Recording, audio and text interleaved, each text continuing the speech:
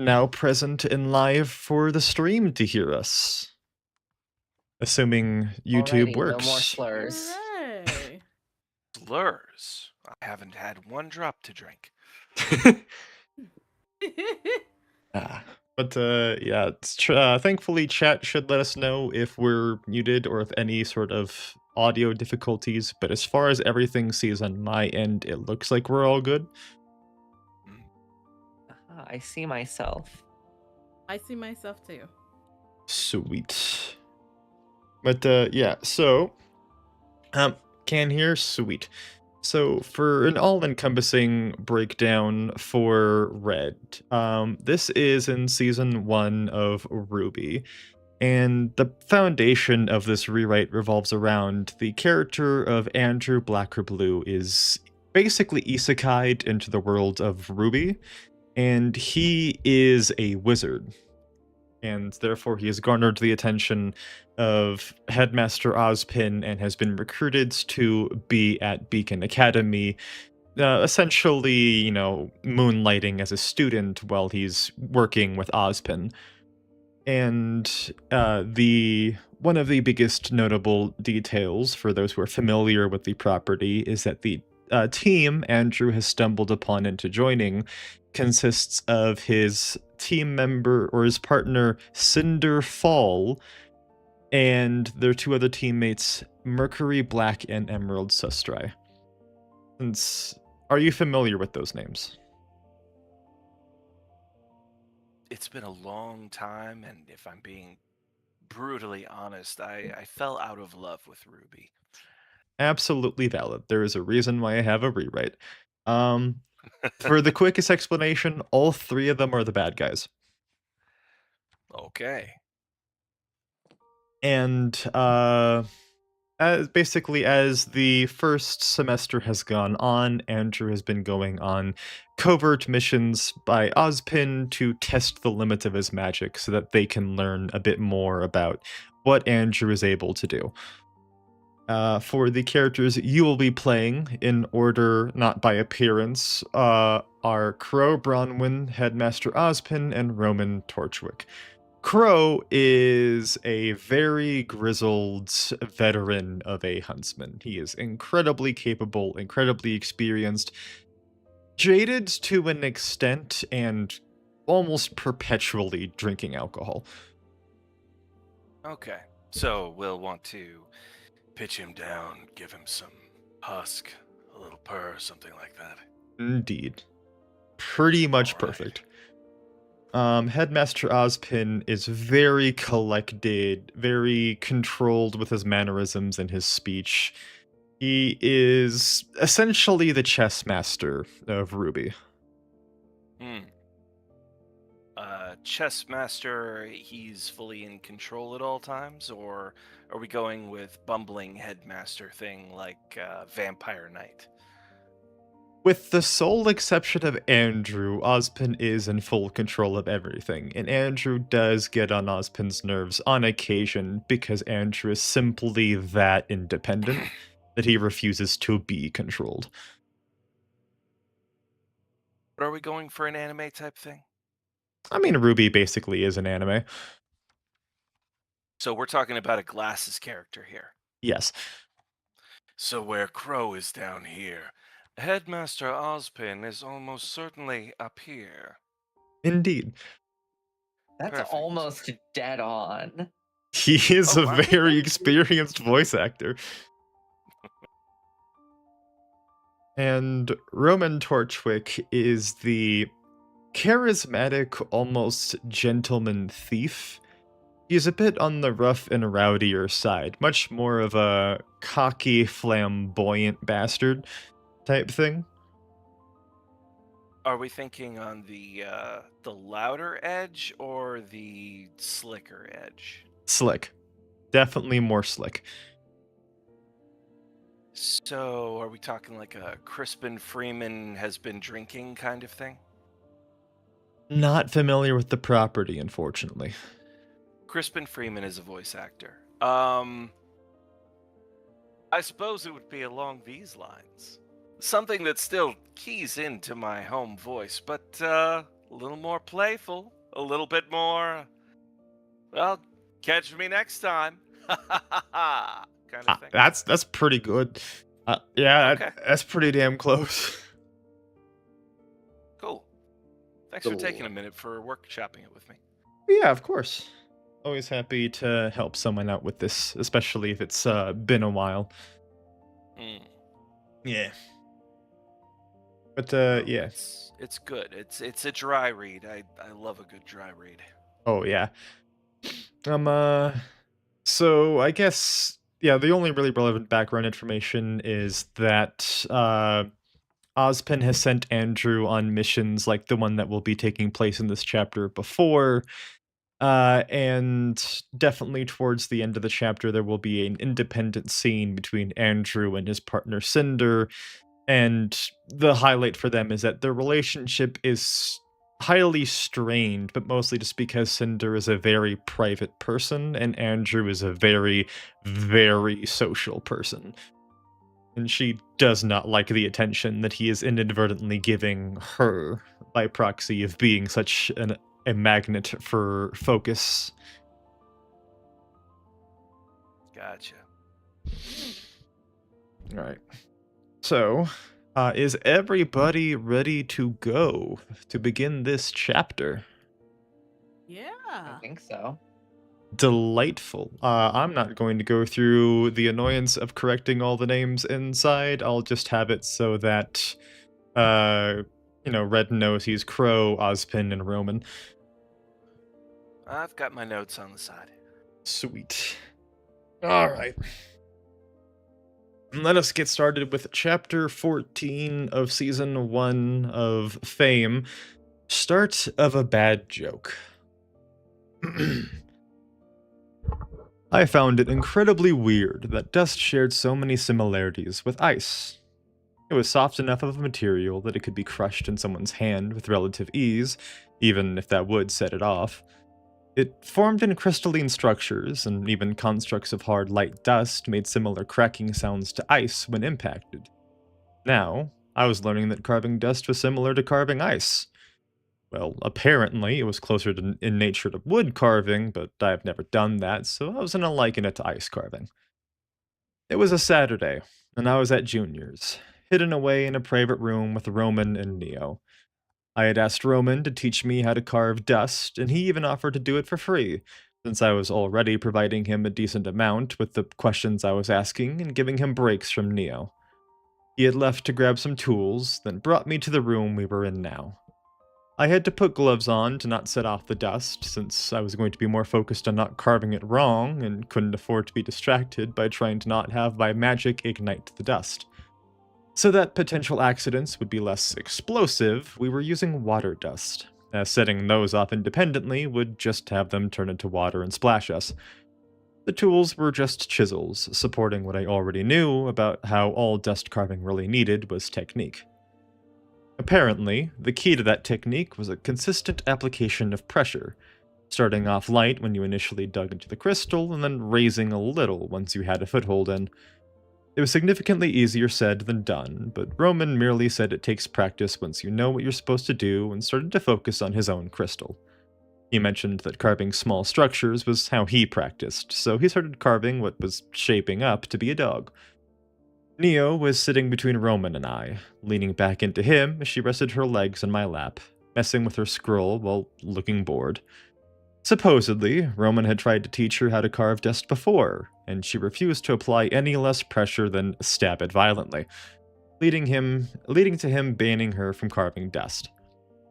I was trying to actually measure out the pressure still, having splashed myself a few times already, but thankfully I was already at the point where I had figured out how much strength was needed to start.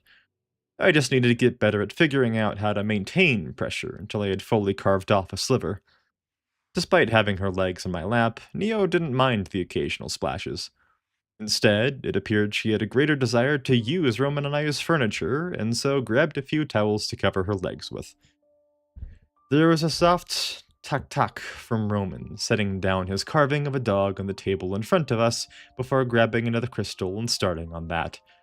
It was largely silent among us, save for the gentle scrapes of dust being carved. and it was a rather nice experience, all things considered. I didn't often do quiet, but it was pleasant. Then the trill of a ringtone sounded in the room. "Whose is that?" I asked, without looking away from the crystal in my hands.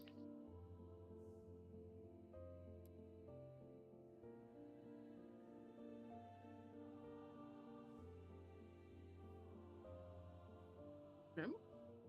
What? I didn't hear red. Oh, I'm sorry. It's I remember I didn't change the things yet because I had to swipe everything out with twist. oh, I am Andrew now. Red is Roman. Oh, I'm sorry. That's right. I got all mixed up in that one. Yep. My apologies. Roman. Not mine. Roman hummed, similarly focused on his small sculpture. Neo, did you change your ringtone again? Rather than answer in any conventional way, Neo chose to instead hold out my scroll for both of us to see it. I finished with the scrape I was on and looked up, seeing the contact was labeled Ozzy. "That's the boss of Beacon. Feel free to put him on speaker," I stated so that the two with me would be prepared. Roman paused in his carving for a moment to blink at me, while Neo shrugged and answered the call, making sure to angle it so that I was the only one the camera caught. Good day, Mr. Black or Blue. I hope I have not called at an inconvenient time. Osmond greeted as soon as the line connected. "Nah, I'm just learning how to carve dust," I explained, lifting my hands slightly in display. There was silence from the call for a moment. I'm aware that this is a practice well hidden by the Schnee Dust Company. How are you learning to carve dust? Found a dust scientist. Rent it out from me. Off to the side, Roman snorted softly. Mr. Black or Blue, there are no dust production centers in Vale. And? I questioned without missing a beat. Right. Forgive me. I forgot that's not an issue for you. He sounded slightly sheepish as he recalled my particular skill set. Ironic, considering the reason I'm calling you. My attention snapped to the phone. Another mission, finally? I wondered. Indeed. There was much discussion about what to do for this next mission, but thankfully we were given an idea by the headmaster of Shade Academy. I'll give you more details once you arrive. I figure you want me over there as soon as possible. If you could, yes. Alright. I finished the scrape and inspected the crystal in my hands. I wasn't going to be on Roman's level anytime soon, but I was starting to get the hang of dust carving. At least enough to perform the act. "I'll be right there. Neo, if you could." I was treated to the sight of Ozpin's face going flat right as Neo entered the view of the camera, waved, and ended the call.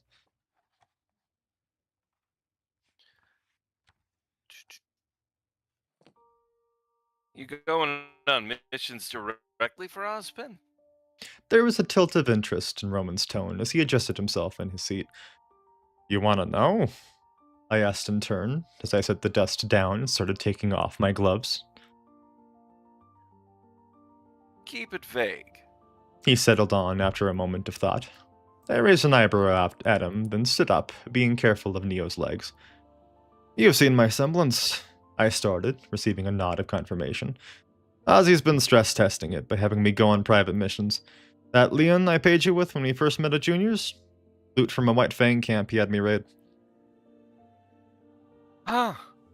The thief vocalized thoughtfully. I figured it was stolen. Didn't think it would be from Whitefang. Good luck on the mission, I guess. I waved in gratefulness as I left the room, traversing the short span of halls and exiting to the main area of the club. There were a few people inside, all employees of Juniors who were doing random tasks, and most of them waved in greeting as I made for the exit. Naturally, I waved back. Stepping out of the club, I swiftly walked around to the closest alley, took a glance around to make sure nothing was observing me, then let magic light up my arms. Feeling a little mischievous, I recalled that Ozpin had been standing in the call and decided to teleport into his office chair. I appeared a couple inches above where I thought it was in my armor, so that I wouldn't run the risk of appearing inside of the chair. I was startled when I dropped down onto someone and immediately scrambled to jump off of them. Swiftly turning once I had stepped away, I found that the person I fell onto was Crow, who was less startled than I was, but seemingly only because he was staring down at his flask in despair. In the scramble, I had felt my body hit something, and apparently that something was his flask, which was now on the floor and once again spilling its contents. He snapped his head toward me and then gestured violently with his hands. How? He demanded. I don't know, man, just bad luck. Maybe it's a sign? I shrugged. Apparently, that had been the wrong response, because he let out an aggrieved yell before dropping his head into his hands, not bothering to pick his drink up, Perhaps it is. which announced with a slight smirk. Crow let out a mournful groan. Crow has his reasons for partaking of the habits he does. Ospen enigmatically announced. I looked up, seeing the two of them were on the other side of the desk. And regardless, I can sympathize with losing such expensive alcohol. But that is not why we have the two of you here today. Yeah, it took you long enough to come up with another mission, I drawled. There are many things we must take into account when finding a mission for you. The headmaster lightly admonished. Wherever we send you must be private enough that there is no risk of your abilities being seen. And you have admitted yourself that you are not well suited to investigative work, which is the majority of what Crow does. I get it. You don't use a drum for a guitar solo. The trio of adults took a moment to glance at me oddly, Ospen nodding in acceptance after a moment. Glad to see you understand. Now, as for the mission details. He held up his scroll and tapped at it before setting it down on the desk, activating the holographic display. You will be sent to Vacuo. As he stated, the display showed a desert city with a pyramid-like building in the center.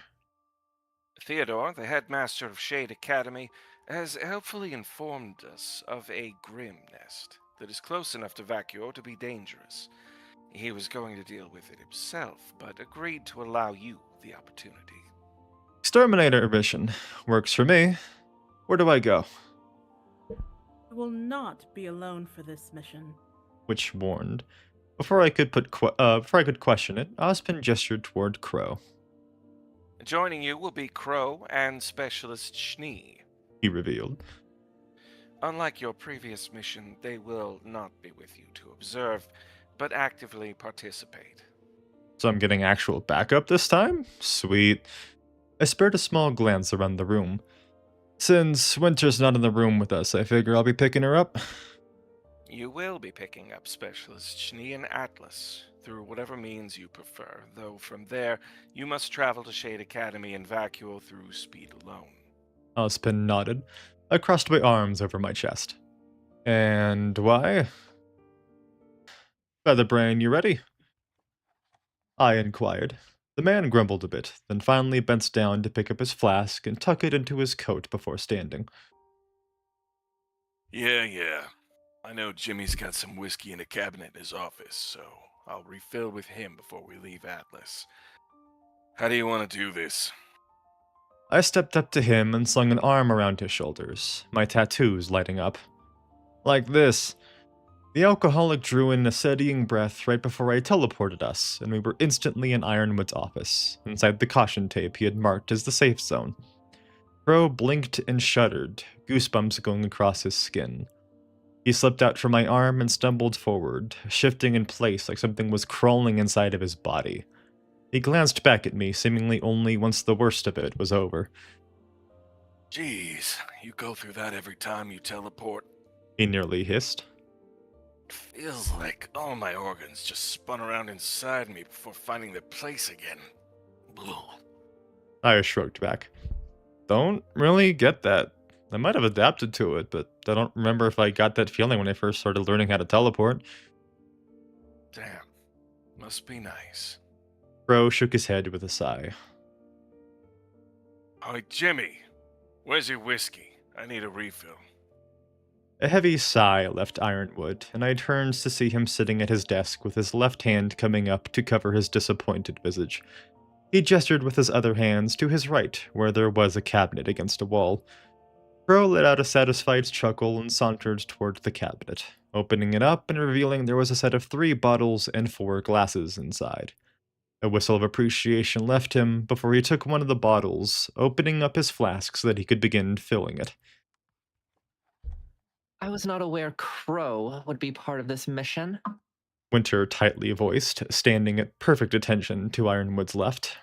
The sneer was struggling to push past her controlled features. "This is news to me as well," the general announced.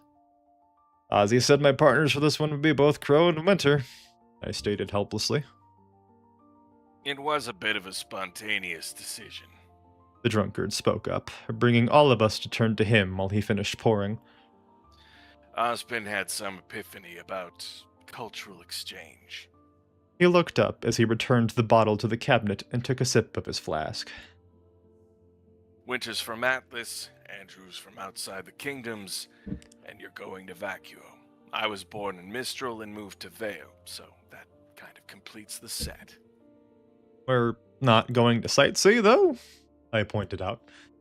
"That'd make more sense if we had a public appearance, but the whole point of this is that no one realizes we're doing it." In response, Crow just shrugged and tucked his flask into his coat. I'm just relaying what Ozpin said. Also, I'm calling dibs on your back. What? Winter startled. You're calling dibs on how you're carried? Damn straight. The drunkard grinned, slouching forward while sliding his fingers into his pockets. You got a problem with it, Ice Queen? How childish of you. The woman glared. This is a highly confidential mission of incredible importance, and you're resorting to behaviors like calling dibs? "Calm yourself, Winter." Ironwood had a pacifying tone. "While I agree that Osmond's idea of introducing a cultural exchange element to this mission may be odd, that doesn't mean we can't still make use of it. This would be a good opportunity for the 3 of you to get more familiar with each other, especially since you're likely to work with each other on more missions like this in the future. Yeah, I doubt Featherbrain or I are going to straighten up much, so you might want to get used to the vibe." She sent a withering look my way, and let out a stabilizing breath. As long as you understand that I'm not going to become nearly as lackadaisical as the 2 of you. The white-haired woman warned. We've all got different ways of doing our jobs. Crow pointed out. You call it lackadaisical, I call it being Ozpin's best huntsman. Winter blinked flatly at the alcoholic, then turns to me expectantly. Figuring she was waiting for my excuse, I just shrugged. "I get the job done." Her features pulled lower. So, when are we going? Crow asked. I didn't really pack for the cold, and you don't chill good whiskey. "I'm ready wherever y'all are, as long as no one has problems with how they're carried," I announced pointedly. Crow, Ironwood, and I all glanced at the white-haired woman. You don't disrespect dibs. Winter relented at a volume barely low enough to be heard. Crow's joy bounced off the walls, and he sauntered over to stand behind me, freeing his right hand from his pocket so that he could slip his arm around my neck loosely. I glanced down at it. "Yeah, you're gonna need a better hold than that once I start moving," I stated simply. A non-committal noise left him. I'll adjust as I need to. He disregarded. Winter stepped around the desk, footsteps light but firm, until she was in front of me, looking slightly up so that she could meet my eyes.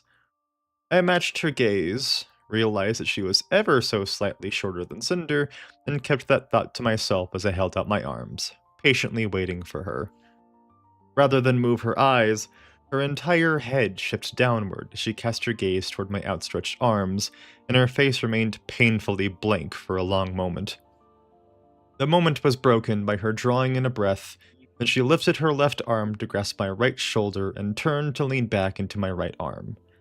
She hopped, swinging her legs onto my waiting left arm, then crossed her arms under her chest, staring straight out at nothing. Let's go. She ordered, and said nothing more. Biting back my laughter at her disposition, I looked at the window behind Ironwood, my tattoos lighting up. Winter's breath hitched in my arms, likely from feeling the warmth of my magic, and we were outside an instant later. The Elder Schnee remained secure in my arms as we dropped like a stone, but Crow's startled shouts were soon going straight into my ear as she scrambled to get a better grip around my shoulders. Once I felt he was secure enough, a pair of wings made of white light manifested along my back, and we shifted from falling to flying. I let a grin sweep across my face as the wind buffeted us, weaving through my hair and tussling my clothes. Dick. The alcoholic grit out behind me, making a laugh curl out from my throat. Someone's gonna need to give me a direction, I announced. I vaguely know where Bakuo is, but I definitely don't know where Shade Academy is. Winter silently pulled out her scroll, tapping away at it with far more comfortable ease than anyone I knew, before she lifted an arm and pointed for me. My grin spreading wider, my tattoos glowed brighter as I prepared more spells. Great! Hang on tight, I called out, feeling Crow tighten his grip and Winter bring her arm back to grip the front of my shirt. Transport magic. Acceleration, railgun, overclock, burst. A sonic boom erupted immediately as we fired up at speeds dizzying to anyone else. We were going fast enough that the second round of Crow's flailing shouts were faint, and the way his arm shifted made it clear how much he was struggling against the wind pressure. The frozen land of Atlas turned into a blanket of white beneath us, and we passed through pockets of snowfall where the snow was practically stuck in place. If not for my own biological resistance and their aura, I was certain we would have been suffering cuts and bruises from all the small objects like bugs we were flying through. The wind roared past us, and I spared a glance to see that Winter was looking down, observing the landscape below us with a suppressed fascination. It made my grin soften into a more content smile. After not too long, the white beneath us gave way to blue ocean. At the pace we were going, there was no transition. In the point of view of my passengers, we were above a flat of pure white one moment, then an expanse of deep blue. I could tell through how Winter flinched in my arms, twisting on instinct but controlling herself before she could accidentally fall out of my grip. Already? She muttered to herself. How long does it normally take to get to Vacuo from Atlas? I tried to spark a bit of conversation. In one of our fastest airships, it would be about 10 hours. For a normal bullhead, they'd have to stop in Vale to refuel, and the total trip would be about 18 hours. Sounds boring as hell. Then again, I'm used to being able to go anywhere I want in 10 minutes or less. Even without teleportation? The Elder Schnee amazed. I flicked my gaze down so that she could see my confusion before returning to focusing on the path. Yeah? Ironwood calculated my speed with acceleration and railgun to be around 200,000 miles an hour, but that's kinda disingenuous. What? Were you not going as fast as you could have that time? Crow grit out into my ear, still fighting against the wind. I was, but the problem is that I don't have a top speed when acceleration is active. That's the point of the spell, What does that mean? the alcoholic muttered. So, normally everything has a top speed, right? I began. I'm not sciencey enough to know all the details, but basically you're only able to accelerate to a certain point, and then you stop having the power to keep accelerating, right? Acceleration removes that. The specifics of the spell is that it allows the user to maintain the highest degree of acceleration as long as they're moving. Are you saying that with this spell active, as long as you're moving, you will endlessly move faster? Winter breathed. He said maintain the highest degree, Crow noticed.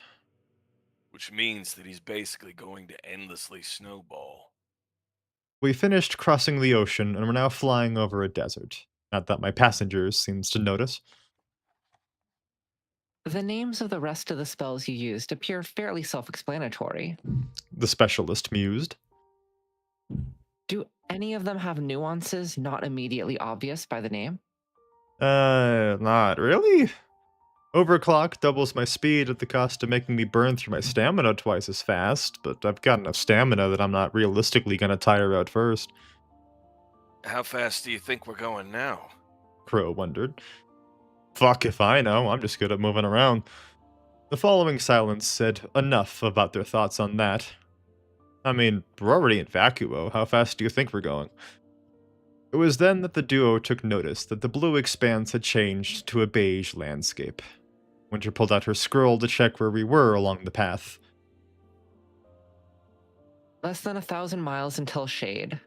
She informed, which immediately made me cancel all of my spells except for White Wings.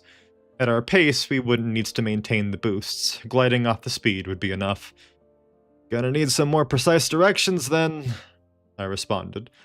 Winter tapped a bit on her scroll, then once again pointed. I tilted us into the path, and delighted in the feeling of the air being slightly warmer now that we were going slower and able to absorb the heat. I felt Crow relax against my back as we slowed, no longer having to fight against the wind pressure nearly as much. Winter, having been held in my arms in a much more secure way, did not have nearly as much of a reaction to us slowing down, though I did feel her muscles loosen slightly. After hardly more than 10 seconds, I saw what looked like a pyramid growing in the distance. That pyramid is Shade, right? I sought clarification. You can see? Crow cut off his bafflement. Yeah, Pyramid is Shade. I began lowering us, our speed still bleeding off, but something that was now much more manageable for the huntsman. Winter pocketed her scroll, returning to crossing her arms under her chest as she waited for the opportunity to finally be let down. The air rushing past us was the only sound as we came closer, details of the city becoming clearer. Something caught my eye on the pyramid, and I squinted to try seeing it better. Is the headmaster's office close to the top of the pyramid? If you're asking if Theodore is enough of a dramatic attention whore to pose on top of the pyramid, Crow blandly trolled. then yes. A snort left me, which turned into a light chuckle when I felt Winter sag slightly in my arms. I didn't need to look down to know the slightest bit of exhaustive misery was fighting past her stoic facade. I swooped down toward the pyramid, slowing as I did, until we were floating in front of the man dramatically perched at the very top of the pyramid. His arms were crossed over his chest, and his head was tilted back slightly, his face molded into the shape of judgment, without any of the weight. His heels were balancing on the top of the stone point, immaculate white boots standing out sharply against the dirty and worn beige of the pyramid. His upper body was swollen and tense, his clothes straining against his pronounced musculature. Red pants were tucked into his boots, and it was further clear to me what he was doing by how there was more slack in the legs than there was for his shirt. Especially since his legs similarly swelled the moment he realized I was glancing down. Dude, if you want to seem all cool and strong, maybe don't flex your entire body to seem more swole, I intoned. The headmaster's blue checkered vest immediately sank slightly in relief, the white dress shirt underneath gaining more wrinkles as the pressure was abated. Despite that, it was clear that he still had impressive power in his body, especially since his brown forearms were exposed from his sleeves being rolled up above his elbows. The judgmental look dropped immediately, and his face stretched as the man burst out laughing, the shaking of his shoulders making the gray-blue cloak hanging down his back ripple. Brown eyes bore into mine with unwavering passion. "You're an observant one! I like it!" he bellowed like he was trying to speak with every ounce of power in his lungs. "And that was an impressive display of speed as well! James sent me a message when you left. It took you only 2 minutes to get here. You wouldn't mind doing coffee runs for my staff, would you?" "I'm here for an extermination mission, not to be an errand boy," I made sure it was clear. "Indeed you are!" The man crouched down and launched himself, flipping over us. I turned to see him land in a stone walkway, maybe 15 feet below, that lined the side of the pyramid and had an entryway to go inside. The headmaster, I think they said his name was Theodore, looked up at us with his hands on his hips and a wide grin on his face. Come, come, let us discuss this inside. With a flamboyant flap of his cloak, the man then stepped through the entryway. I lowered us down to the walkway, Winter immediately hopping out of my arms and straightening her outfit. She's then folded her arms behind her back and marched through the entryway as Crow slunk off my back. My wings faded and the two of us entered after Winter, finding that the interior of the top of the pyramid was incredibly sparse. Light filtered through 4 total entryways, each at one of the faces of the structure, and the walls were all barren as they sloped inwards toward the peak, where there was a single crimson fire dust crystal embedded, currently dark with inactivity. Outside of a set of stairs going down, the only feature of the room was a single small table carrying a set of 4 mugs, a cup covered by a lid, and 2 silver pitchers. With a single cursory sniff, I caught the sharp bite of coffee, carrying a nutty hint. Well, I see what you mean by wanting me to deliver coffee, I smirked. In this business, Theodore announced, sitting next to the table and pouring himself a cup, you need something to keep you going. How Ozpin and Leonardo get by with tea and hot cocoa astounds me. Please partake if you like. I brought enough cups for all of us for a reason. Seeing no reason to reject the offer, I stepped forward and poured my own cup, taking another look at the man. He had a thin, full goatee, with most of his head being clean of hair save for the top of his head, which had a small mess of dark hair that had gray highlights peeking through. I found his hands very noticeable, being covered in red fingerless gloves with thick cuffs, slots in the back of his hands that looked perfect for slotting dust crystals into. Admiring my weapon, eh? Theodore preened, squeezing his empty hand into a fist and flexing his arm. You've got a good sense. I dare say I'm the strongest of the headmasters. I raised an eyebrow questioningly and sent it toward Crow, who was pouring some of the liquor in his flask into his coffee. When he caught my look, he adorned a contemplative expression, then gave a half shrug of maybe. The headmaster's laughter brought me back to being focused on him. Ha ha ha! I don't think I missed that, Andrew. While I won't deny it's a bit of a toss-up between that old coot Ozpin and I don't doubt that I could beat James in a bout. Leonardo isn't even a question. Absorbing that information, I sipped at my coffee after mixing in some milk and sugar. Yeah. Crow rattled off. We're not here to listen to you puff yourself up. You said there was a grim nest. There is indeed, Theodore agreed before taking out his scroll. After a few taps, he set it down on the table, a holographic display of a map appearing. There was a red dot marking a spot at the base of a sandy hill. What can you tell us about it? Winter demanded, standing at attention next to the table. She had not had any of the coffee. Well, grim nests aren't all that uncommon in Vale. To my surprise, the brown-skinned man dropped into a stony demeanor on a dime. I've expended great effort to keep track of them all, as well as any more that pop up. My students often want practical experience, and I couldn't live with myself if I inadvertently sent them against something they couldn't handle. His eyes narrowed, growing dark as he glared at the red dot on the map. This nest appeared just last week, as far as I can tell, and it's teeming with Elder Grimm. That doesn't sound right. Crow possessed a focused, wary expression, his eyes similarly locked onto the dot. I have the same suspicions as you, no doubt, Theodore gravely announced. I have some investigative drones, a gift from James that I sometimes use to scout out nests. One of them was destroyed inside, but the others came back safely. There's a Brachydon in there. Crow and Winter both bristled, and I had to think about it for a moment. That's the name of an Elder Concrete, right? The Crab Grimm, I thought. Yeah. Crow rolled the word around in his tongue before downing the rest of his cup and grabbing the pitcher for a refill. I've killed a lot of things, but Brachydons aren't on that list. Breaking through their armor is practically impossible. I heard someone needed to launch a spear with all the dust in a local village to punch a hole in its shell. I frowned. I've got that level of power, but I don't like that this just popped up out of nowhere. You have any theories? The headmaster sent Crow an asking look, and the alcoholic nodded. The brown-skinned man then leaned forward and tapped at his scroll, changing the display from a map to what looked like a picture.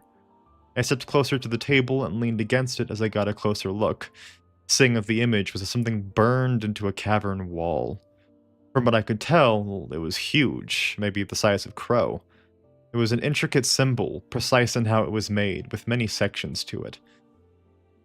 The cavern was empty 2 weeks ago. It's a spot where those transporting goods can seek shelter from the weather if they need to, and I was informed by one such person that they saw a Grim coming out of it. When I sent the drones to investigate, one of them captured that symbol. It was deep in the cavern, along one of the walls. Considering there are now dozens of Grim where before it was empty, I believe this symbol is the cause somehow. You recognize it, Glowstick? Crow prodded. No, I answered unhappily. I can guess it's for some sort of teleportation, but I don't know of any transport spells that leave or require a mark. This is just guesswork, but I do know that runic magic exists, which is all about making symbols as a medium for performing spells. It's hard to get good at, but for those who can use it, it's more versatile than even my summoner magic. This could be something similar to that, but I can't give you more since I could never get a handle on runic magic. We've never had to deal with teleportation before. The drunkard muttered with concern. His eyes locked onto mine pointedly, and I shared in his concern. This have something to do with the Grim hybrid we encountered in Atlas? Winter suggested. If it does, I don't like it. Crow scoffed, taking another heavy draw of his spiked coffee. Only one way to find out, I decided for all of us, then turned to Theodore. Give me a location, and we'll be in there a split second. Hold on. The alcoholic warned immediately. We faced him, and saw that he was emptying the cup in his hand. He finished it with a relieved breath, then set the cup down. Okay. Now I'm ready. The icy glare of winter permeated the room. The headmaster silently switched the display back to the map, and zoomed it out slightly so that the pyramid we were inside of was in view. I found the little letters noting directions, and figured out where the cavern was. I lifted my gaze to smile gratefully at Theodore, then turns toward my temporary partners, bringing up my hands to clap them on the shoulders. Alright, well I get you two have this whole brat and tamer energy going on, let's let it out in the Grim, eh? Just as the two of them snaps to me to fire out their respective denials, I allowed magic to sing through my veins and teleport us in front of the cavern. Crow immediately gagged and turned away, stumbling a few steps while cradling his torso. He caught himself against the exterior of the cavern, heaving as he waited for his body to settle. Curious to see Winter's reaction, I turned to her and found that she just looked mildly disoriented. You seem to be taking it better than him. Some weird military training? I don't think I've taken part in any training that would be applicable for this. She answered slowly. I was mostly disoriented from the spontaneous change in scenery. It was more jarring than the times you teleported during our last mission, but not by much. I hummed in interest at her words, then pondered it more. Wait, now that I think about it, Crow is the only one who suffered any effects from getting teleported with me. Perhaps it might be the liquor. Winter suggested with a very pointed, very flat look. No, I've teleported drunk people before, and they were basically fine. Are you saying... Crow paused to get his breathing under control, while still against the wall. my semblance is this much of a pain in the ass? To my surprise, even Winter appeared lost at his words. What does your semblance do? The drunkard seemingly collected himself enough to stand back up, letting out a breath and turning back to us with an irritated look on his face. My semblance is misfortune. It's why I almost exclusively work solo missions, because I uncontrollably cause indiscriminate bad luck. Winter frowned, a note of sympathy being evident in her expression. That wasn't what I was focusing on, as irritation built up within me. Ozzy's fucking stupid. My bark had my temporary partners look at me oddly before they but before they verbalized the question, I answered it, pointing at Crow. You're a walking bad luck charm. I jabbed my thumb at my chest. I'm the world's most potent Grim Magnet. Dead silence hung in the air between the three of us after my statement, Crow with wide eyes and Winter with a slowly hollowing expression. Why? Winter was no longer holding onto her stoic visage, her face curling into baffled rage. Would anyone willfully put the two of you on a team together? Knowing him, this is how Ozpin is testing Andrew's ability to deal with pressure. The drunkard spat. He sometimes gets crazy-ass ideas like that. Needs to remember we're not all like him. I hung my head, let out a breath, and snapped back up. Jackass. Whatever, we're here now. Let's deal with this nest. Theo said it's a lot of Elder Grimm. Since we have Featherbrain, let's just assume everything in there is an Elder Grimm. That'd be a good idea. The bad luck charm agreed. Good. Ice Queen. At my nickname, Winter locked her angered gaze, glare at me. I haven't had the time to pick apart the Schnee semblance yet. I once heard something about summoning? The rage being sent my way was stiffly tempered, the woman forcing herself to return to her tightly controlled demeanor. An advanced technique that the Schnee can perform with our semblance is to summon whatever we have personally slain. We have full control over our summons, instructing them through mental commands, and can make them disappear at will. Great. How many Elder Grimm do you have? Both Crow and Winter looked slightly confused at my question. Perhaps 24. Why? In response, I summoned a pair of swords. Because we're getting that number as high as we can today, I answered, focusing on the cavern entrance. And hopefully, you're also getting a Brachydon. Be careful with overconfidence. Winter lightly admonished as she drew her sword. A grim nest of this level is dangerous even to experienced huntsmen. We're a bit past being just experienced huntsmen. Crow smirked as he slid his sword out from his lower back, the blade extending into its full form as a greatsword. I rolled my eyes as I led the charge into the cavern. An alcoholic, a Schnee, and a musician walk into a grim nest. Sounds like the start of a bad joke. Only Crow gave a light chuckle. I prefer being referred to as specialist, black or blue. The elder Schnee reminded. Don't ruin the joke, Ice Queen. The drunkard shook his head.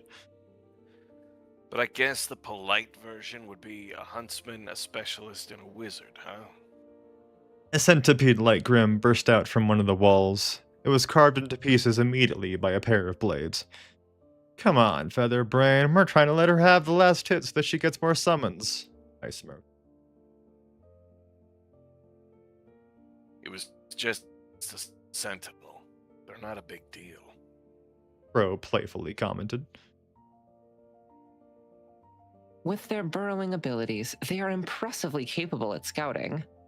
Winter noted, either not getting the joke or not wanting to take part in it. I'm sure they are. The huntsman smirked to himself as his greatsword swept around, stabbing into the wall before tearing out, revealing he had impaled another sentinel on his weapon. Winter wasted no time in swiping her sword through its neck. If the two of you want to keep playing, let's play a little game, huh?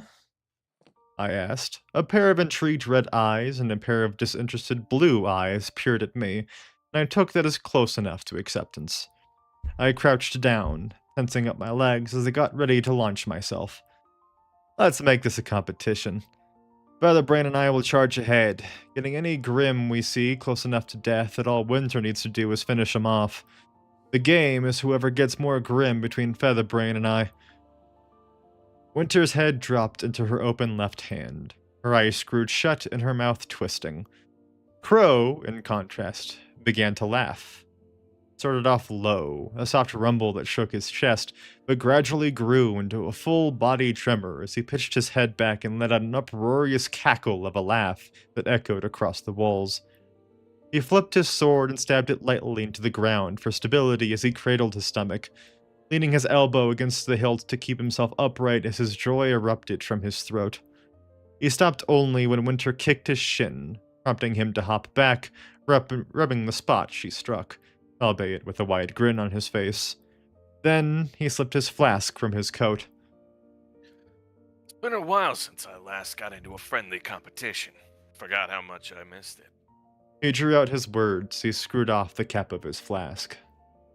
Now, I actually want to take this seriously. Alcohol is how you take something seriously? Winter voiced with no small amount of contempt. Here's a little bit of expert huntsman knowledge you might not be aware of, Ice Queen. The drunkard began, charting on taking sips during pauses. I'm not much of a teacher, so be sure to savor the lesson. The flatness of her ice blue eyes more than spoke of her thoughts on the credibility of his advice. See, aura does more than just passively heal and boost your stamina. It constantly keeps you in your best form. That's why it's so rare for someone with aura to get sick, which means it has a funny little interaction with alcohol. I rested one of my weapons on my shoulder as I listened, fully invested in discovering whatever tidbit about aura that he had learned. Of course, it boosts your resistance to an insane amount. Only times I actually get plastered is when I intentionally lower my aura so that it's not keeping me going. But what it also does is make it a hell of a lot easier to hit that sweet spot. The sweet spot? I questioned.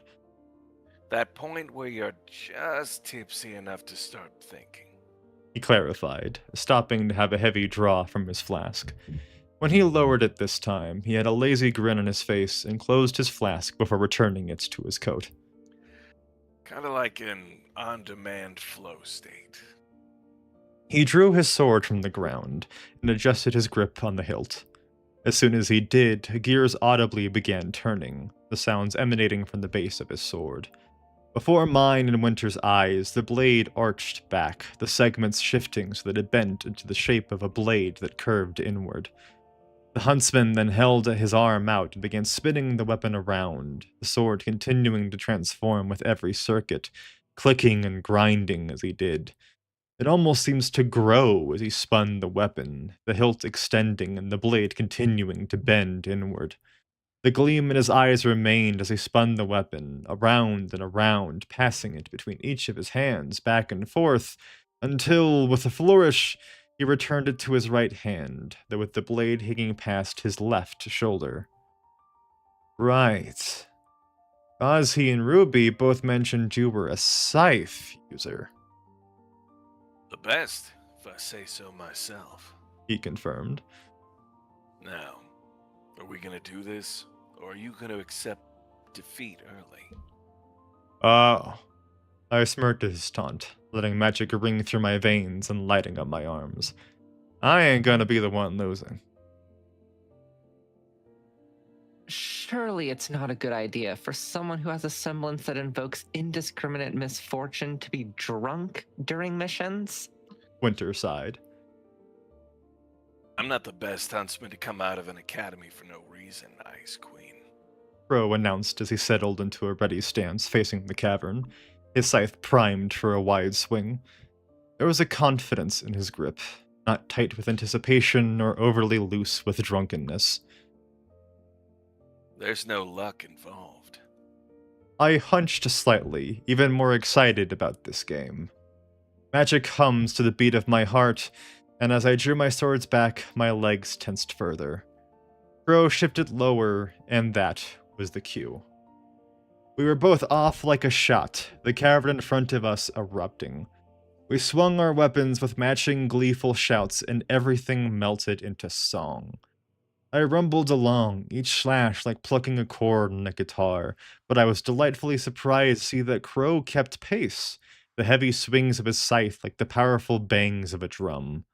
I was faster, of course, bouncing off the walls and carving up every grim that I passed. However, he matched it with efficiency and sweeping strikes. He wasn't slow by any means, only when compared to someone superhumanly fast like me, but he kept up by carving gashes in the chests of 5 Grimm at once like he was harvesting wheat. They didn't carve deep enough to kill, but they were sufficiently incapacitated that the silent specialist was able to dart behind us, stabbing and slashing with dual swords to finish everything off. Every so often, the heavy pound of a shotgun wove into the rhythm, like a bass drum being struck, and it made me push just a little faster to mix it into the song properly. Despite recognizing a multitude of Elder Grimm and the horde crawling out from the walls, there was no tension between Crow and I, as we performed a duet where we backed each other's vocals. Without a word of communication, it synchronized, Crow taking center and controlling the pace with broad swipes that made just as many Grimm back away as they were cut down. I flew about, a constant motion of light and sound that drops down upon the Grimm quick enough to evade Crow, to sever and decimate. His rumbling cackle entered the mix, and I allowed my own lighter laughter to join alongside his.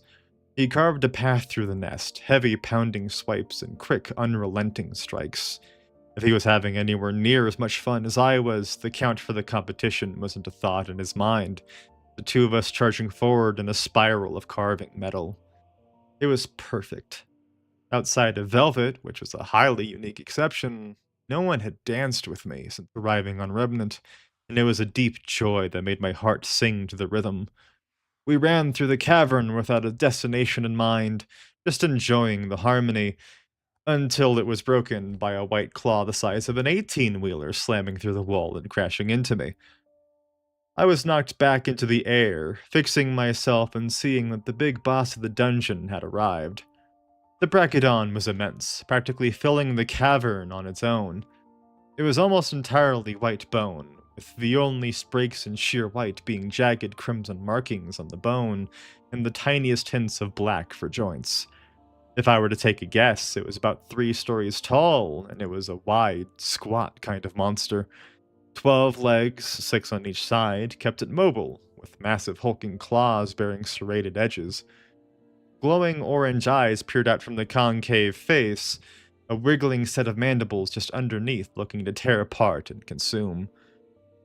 I have seen bigger, and I have befriended scarier.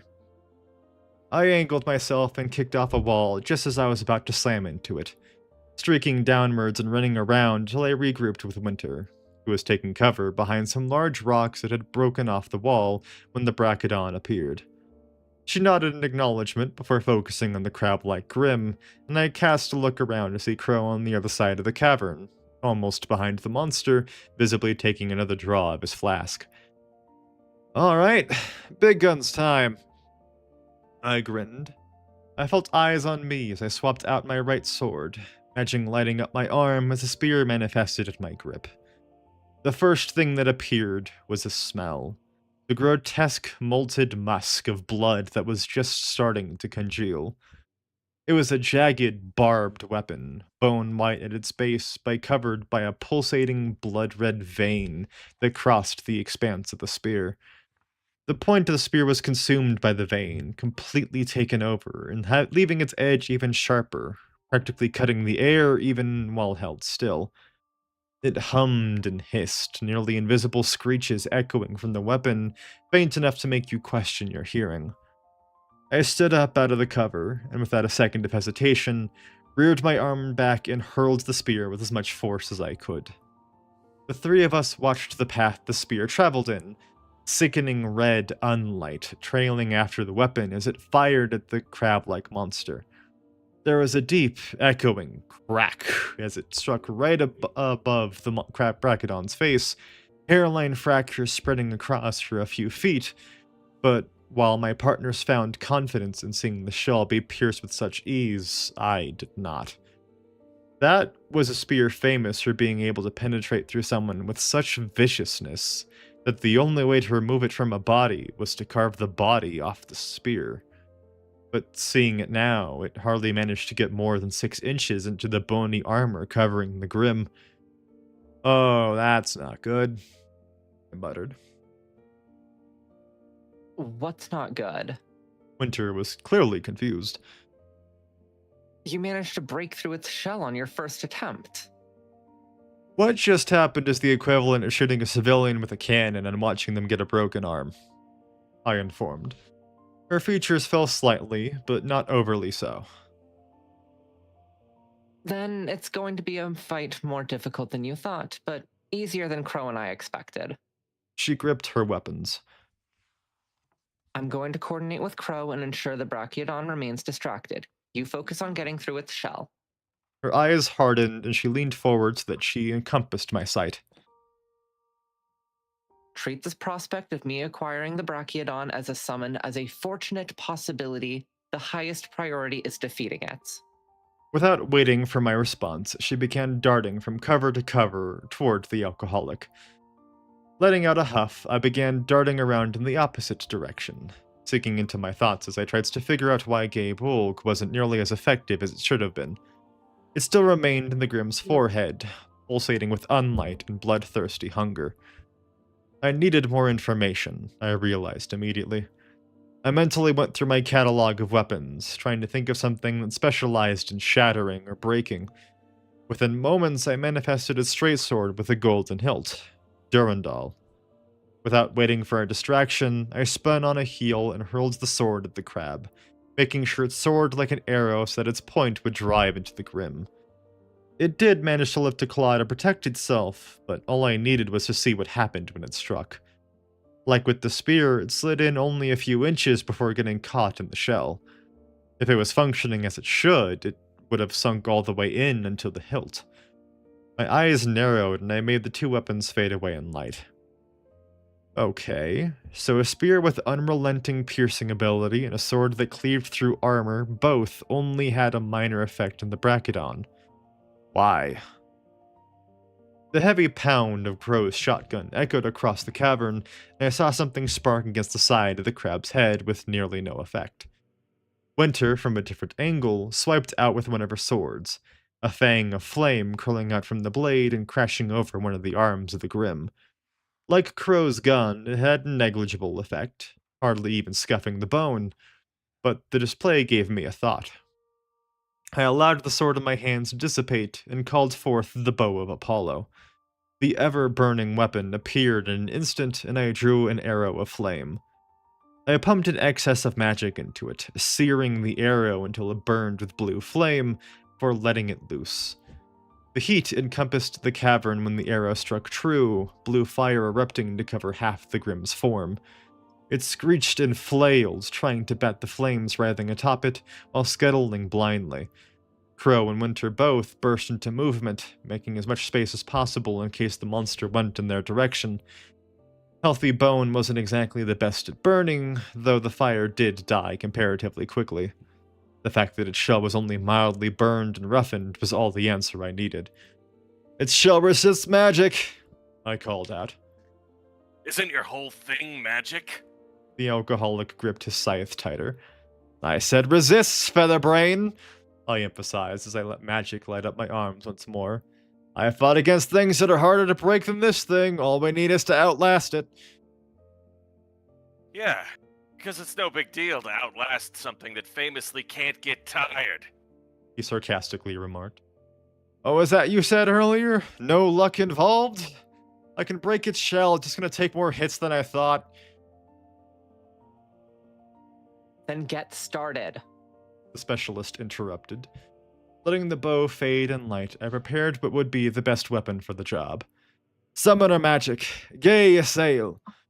Another spear manifested in my hands, this one of a more imperial gold. It was far more finely crafted than Gay Bolg, with a smooth, teardrop shape for the spearhead, emanating a gentle, invigorating light. "Alright, here's the plan. Just hit the fucking thing." That is not a plan. Winter cried out while shooting forward, swiping out with arcs of fire and ice to cover her approach before jumping on one of the Brachydon's arms and scraping her weapons against its shell as much as she could while running along it. "It is when the spear grows stronger in the vicinity of combat. We'll keep bashing it until this thing hits it hard enough to put it down." Sounds good to me. Crow called out as he rushed forward, focusing on its legs as he darted underneath the Grimm. hacking at its legs while constantly moving and prepared if it tried to crush him underneath its weight. The spear grew warmer in my hold, and I was grateful that it passively protected the wielder from the heat it generated. With how much we were going to need to empower this thing, it would get hot enough to otherwise melt my hands. I let the thought pass me by, and let the magic sing in my veins once again. I spun the spear around, going purely off the beat calling to me, and I joined the fray. Gold and green light trailed after me as I flowed along with Winter and Crow, and I drank in how every fight was a different song.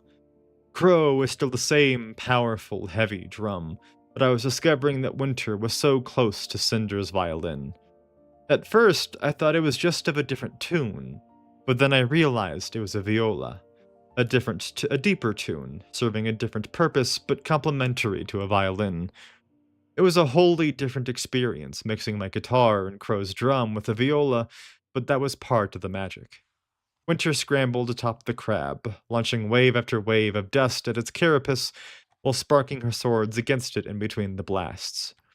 Crow struck underneath, using the momentum and weight of his scythe to keep its legs unsteady. All the while, I soared around, a growing heat in my hands as I spiraled around the monster, carving deeper and deeper gouges with every spin of the spear as it drank in the violence. We were separated, but still found a way to harmonize.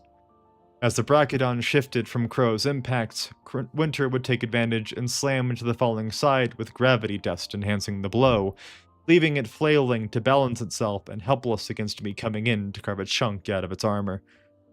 One such strike split its face in two, and it let out a pained gurgle of a cry, the monster backpedaling away from me as it tries to run from the danger. That was when I knew the spear had drunk enough. "Winter, get ready for the final blow!"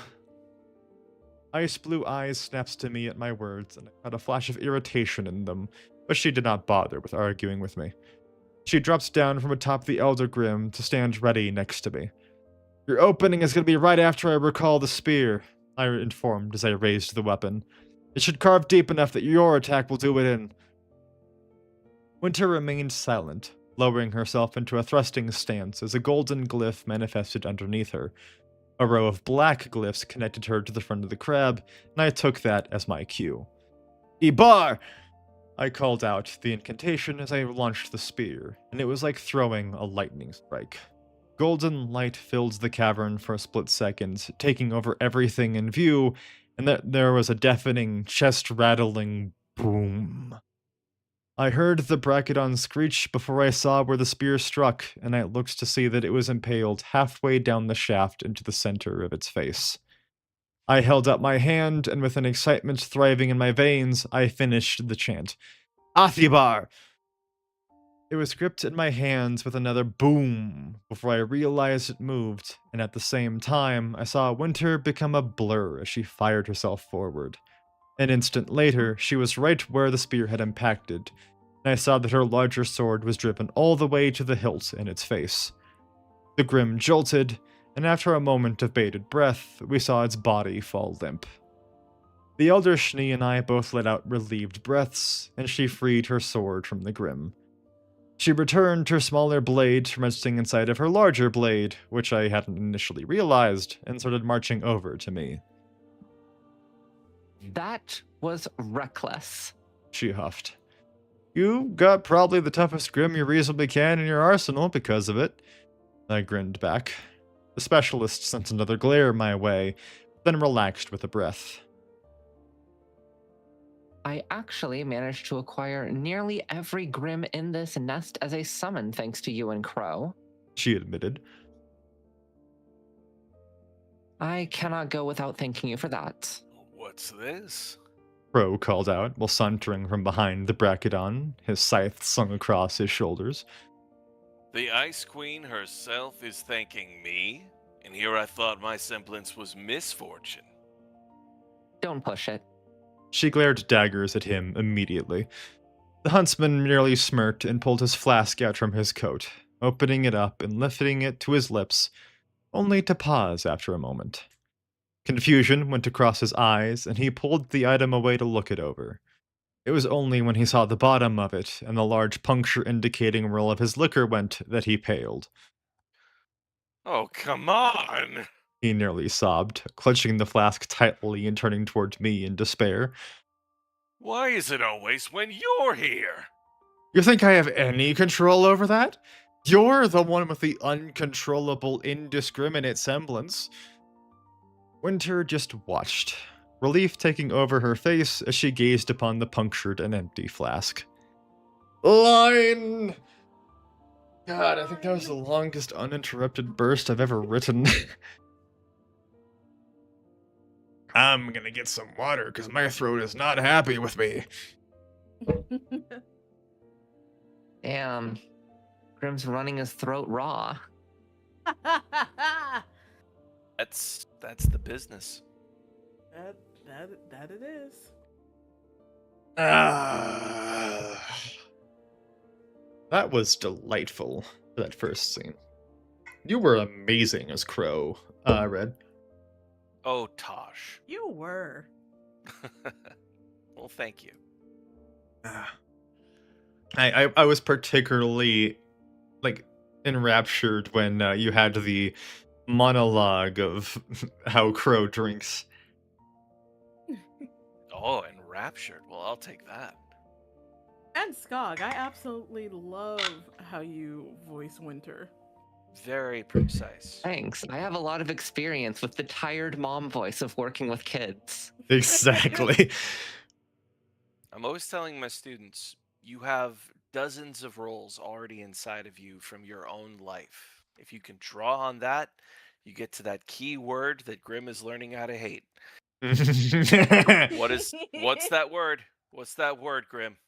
I'm gonna be honest, I haven't had enough coffee today. I think I need a reminder. Authenticity. There we go. Ah. The golden mean. Mm-hmm. Honestly, right now, the only thing holding me back is that the walls are thin, and I do not want to disturb the rest of the people living in this household. Oh, it's not about power. It's about believability. I mean, I've said it before. A lot of my authenticity comes from just throwing away my shame. Ah, Is That's- that like the voice actor equivalent of method acting? no. No. No. It's not. I think method acting is just method acting. Yeah, pretty much. The voiceover equivalent of method acting is doing things to your instrument to try to equate with the character. For example, if I was actually gargling whiskey to do a better Crow, Ah. that would be method acting. There's a fairly famous story about method acting. Dustin Hoffman was on set, and he looked absolutely haggard, just completely blown out. And I cannot remember the name of this classy old actor who was on set with him. And he goes, "Oh my goodness, are you okay?" It was Laurence Olivier, I think. He goes, "Are you all right?" And he goes, "Oh, well, I haven't slept in 3 days, because my character hasn't slept in 3 days. It's a method. It's Stanislavski." Olivier looks at him, this legendary actor, nodding very seriously, hearing him, thinking, processing, and he goes, "I say, have you considered trying acting, dear boy?" Method it works for a rare, specific set of very talented, very self-sacrificing performers. For everyone else, there's actual skill. Yeah, it's a different kind of skill, and not one that everybody should use. Yeah. One of my best students from back in the day, Zach Sirota, he used to say he would not draw on real emotion to inform what he did as an actor. He wouldn't, for example, conjure a sad memory to make himself cry or a happy memory to make himself laugh, because that is a great way to burn out emotionally. You start commodifying all of your experiences and emotions into an economy that you can spend, and it also builds psychological calluses so that you get less and less effect out of it. someone in your life that you love dies or something, and you're just sitting there counting how many realistic tear pulls you can get from it. That's a great way to burn yourself out as a human. So, I don't recommend method acting. Yep. I have seen so many actors tear their bodies apart by attempting it. Yeah. And then, of course, there's the ever famous example of Heath Ledger, who simply could not break out of the mindset. I don't know about that, to be honest. Several of the actors on set said that he would break out of character pretty easily. You know, he'd Really? stay in mode. But yeah, who's the guy who played Harvey Dent? Aaron Uh, Eckhart? I think. That famous scene in the hospital. He was like, Heath never exactly broke out of the voice. He was always in the mode, but he'd look at me and he'd wink, and it was like he was like lifting his mask to like say, "I'm right here. Let's play with this." And the first time they did that take was the golden one because they were just riffing. Oh, okay. So, and David, I don't know how to pronounce his name, Desmaclian. That was his first role.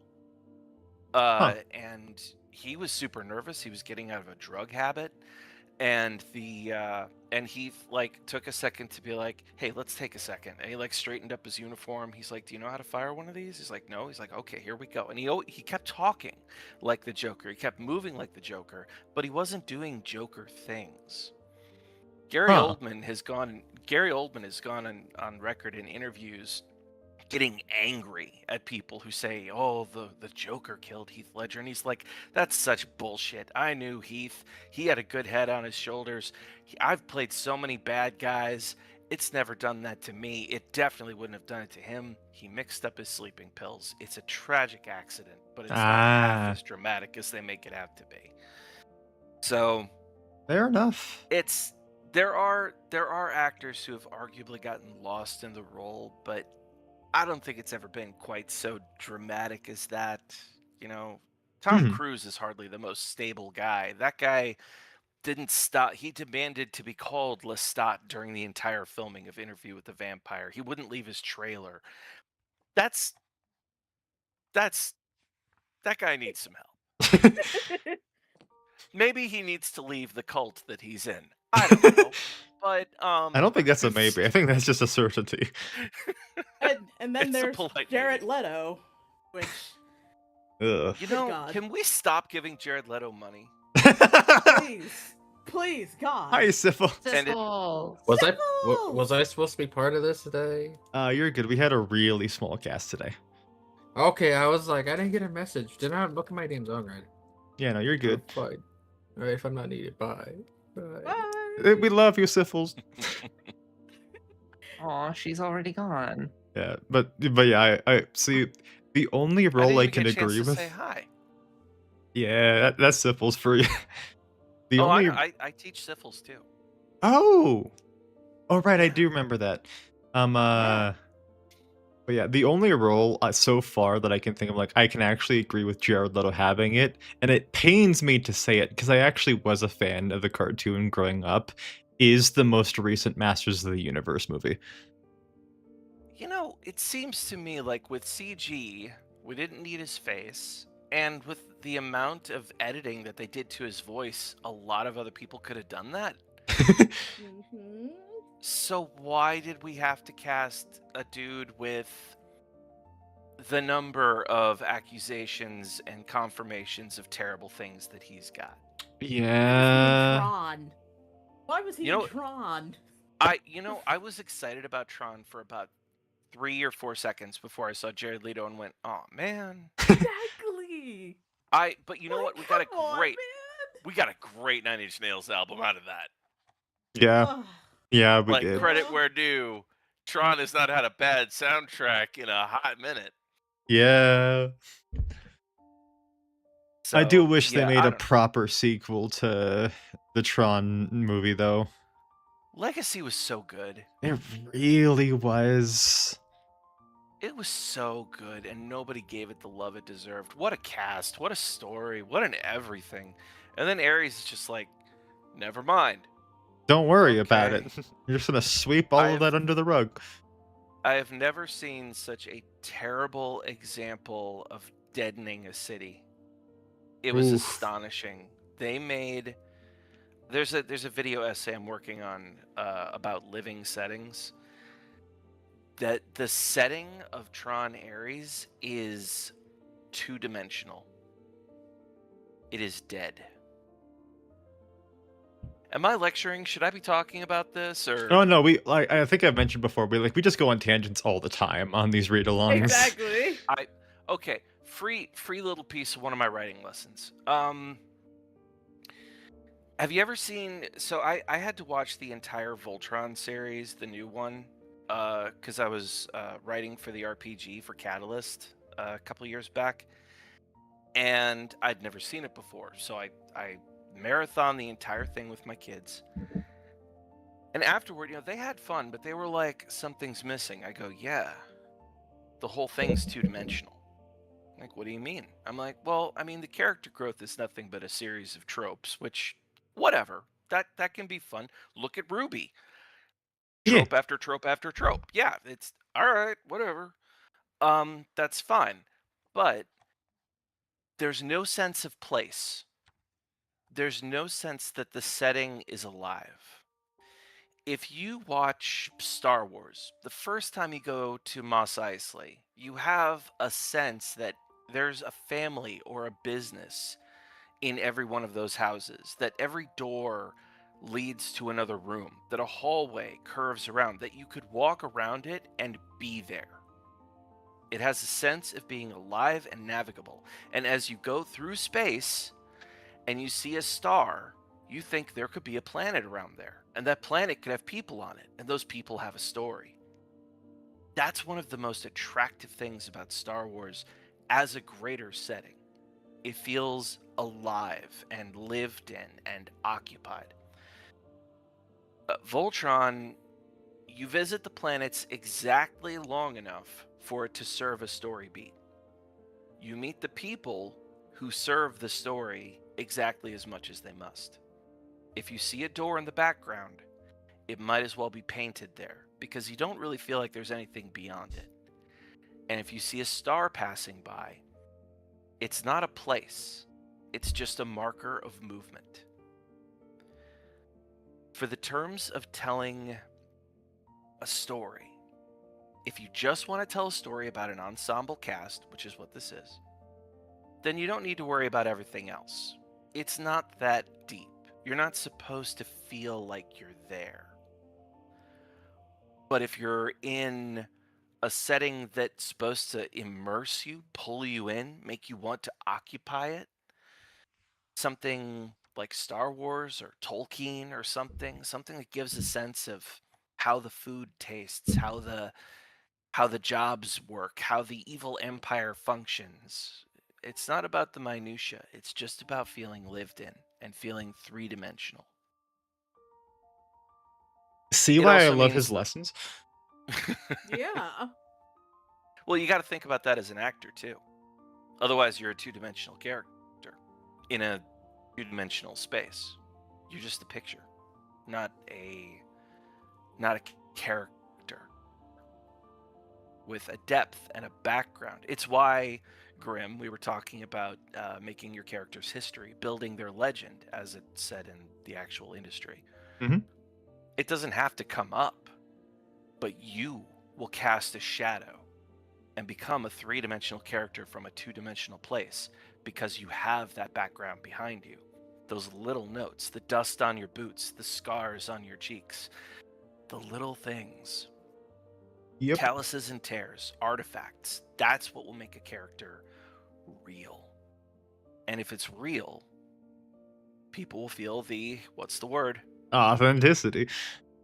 Authenticity. And if you feel authenticity, you accept what you hear, you absorb it, you take ownership of it, you invest in turn, and now you're a part of the story.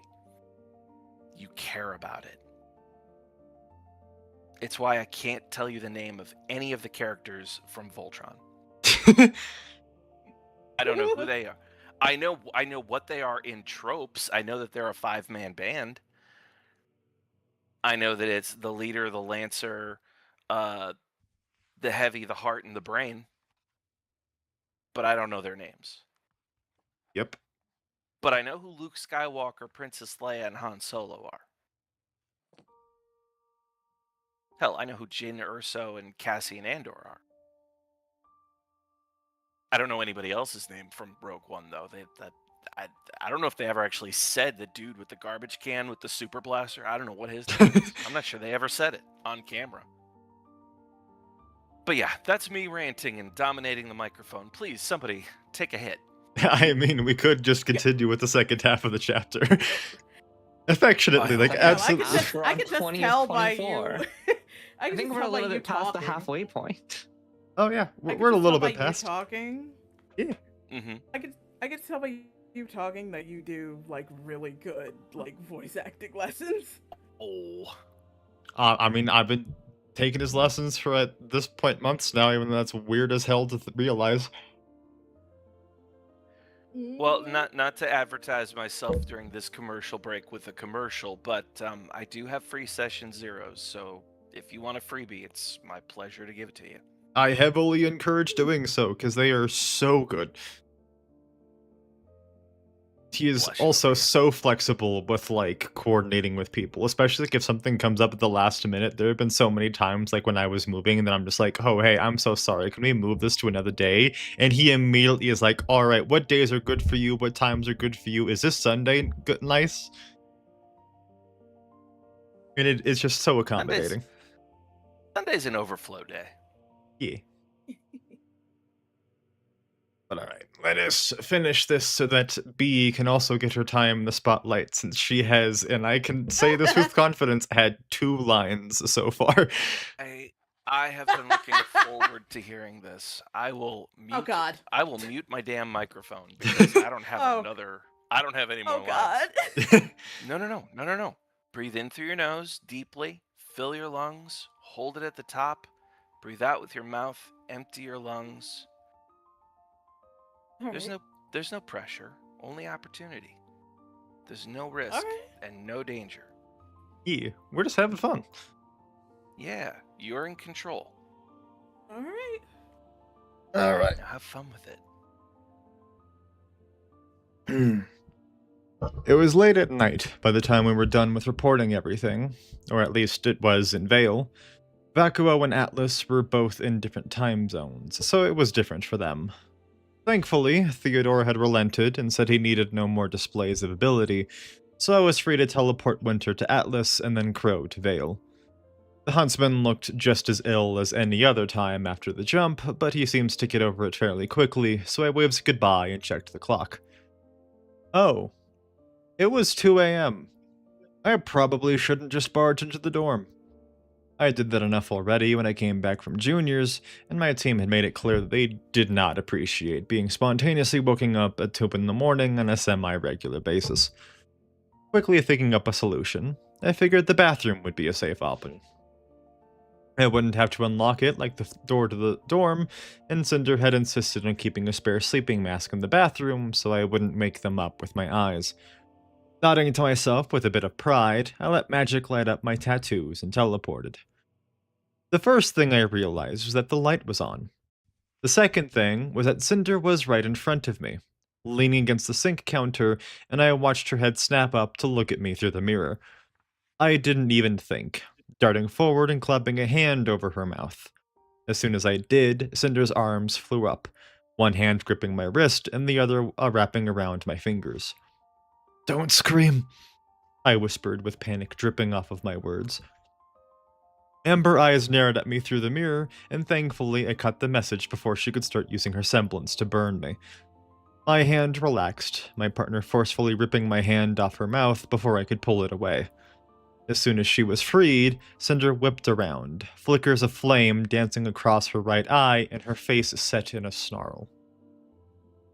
Do not do that again. She ordered, keeping her voice low.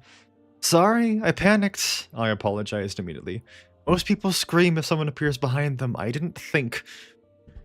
Cinder crossed her arms under her chest, and it drew my attention to the fact that she was wearing a crimson nightgown, one that ended at her thighs like all of her others.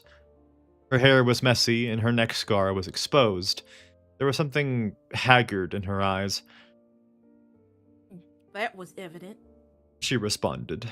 Her eyes narrowed at me once again. Which brings me to how you managed to appear behind me. Yeah, that was the thing I was uselessly hoping she wouldn't ask. There were a few things Ozpin and I had prepared for, but almost all of them revolved around downplaying my summoning. There had been a couple exchanges about my fire magic, but we had not even attempted to figure out a solution to someone seeing my transport magic.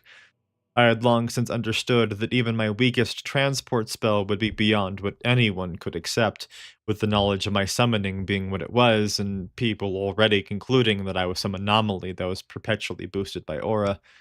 I was passively almost as fast as Ruby's speed semblance, so anything that made me faster would breach well past anything explainable.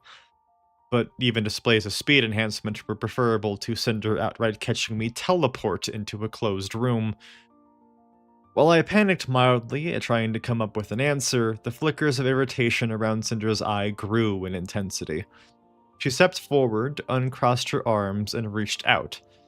I froze as she hooked her fingers behind the jaw of my mask, found the button that unlocked it, and flipped my mask back to expose my face. I blinked with wide eyes, then bit the inside of my lip. Well? She pushed expectantly as she leaned back against the counter, crossing her arms once again. My eyes flicked across the room in a desperate attempt to find something I could use as a distraction before I realized that the best distraction was the room itself. Why were you in the bathroom? It's 2 a.m. I'm usually the only one of us awake right now. I caught the smallest, most tightly suppressed twitch, but it was followed by her eyes narrowing and the flickers of heat growing to such a point I thought her eye was about to ignite. Don't try to change the subject, especially with pathetic attempts like that. She shot down immediately. It's a valid question, I clung on to. Maybe, but is it as important as you sneaking up on me in an enclosed, well-lit space? I think not. Cinder made it clear she was in no moods to play ball. I think we have different definitions of important. A moment after I finished speaking, I began to smell smoke and the unique tingle of heat. A quick glance down confirmed that Cinder's palm was glowing orange atop her bicep, and smoke was starting to curl out from it. Wrong answer. Got it. I'll tell you how I got here if... I racked my brain for something that she couldn't get herself to do. She wouldn't just accept it's private, but she would be far more open to making an exchange, even if it was a difficult one. However, giving her a high bar would likely also make her certain it was going to be a big deal, and that would give her much more incentive to clear it. My eyes on the scar around her neck. If you tell me about your past. As soon as I said it, I watched Cinder's hand clench around her bicep. Amber eyes bore into me, but to my surprise, there was very little actual rage in them. Irritation, certainly, but somehow my demands to learn about something she clearly wanted to keep hidden away didn't actually anger her. There was something cautious in her gaze, but also contemplative, testing.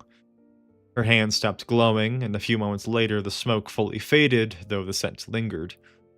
Cinder's lips pursed as she adopted a more considering expression, and now starting to worry that she was going to give me an answer, because I was still reeling from being spontaneously thrust into the situation. There is nothing notable about my life before I was adopted. She began, and I prayed that she didn't catch how my breath hitched. I lived in a densely populated orphanage in Mantles. Rarely did those living in Mantles have the stability necessary to adopt children, and so it was more of a pleasant surprise than anything else when someone arrived with the intention to even consider adopting. One day, a woman from Atlas came through the door. After careful inspection of everyone in the orphanage, she selected me. She never introduced herself as anything other than Madame, and I never learned her actual name. As she talked, I leaned against the door behind me and crossed my arms over my chest. most of my attention on her, but part of my mind's trying to come up with an explanation I could use for my teleportation. After adopting me, she brought me to the hotel she owned and ran in Atlas, the Glass Unicorn. I couldn't help but notice the sheer flatness that encompassed her speech as she told the story, mechanical in a manner that made it obvious she was pushing down any feelings she had. She lived in a hotel with her 2 daughters, and the 3 of them made it clear that the sole reason for my adoption was there to be a lone member of the staff so that she wouldn't have to pay for employees. My eyes narrowed, and I felt a drum of magic pulse through me. Cinder tilted her head slightly so that her scar was more prominent. She strapped an electric collar on me and informed me that anything else less than a flawless performance would be punished. If the laundry was not completed in an orderly manner, if she found a bed had wrinkles in the sheets, the dishes were not spotless, if there was a scruff on the floor, if someone thought the food was anything less than perfect, I would suffer for it. The madame provided no reprieve, and when she discovered that her daughters frequently sabotaged my tasks for their amusement, she offered no sympathy. I'm gonna kill them,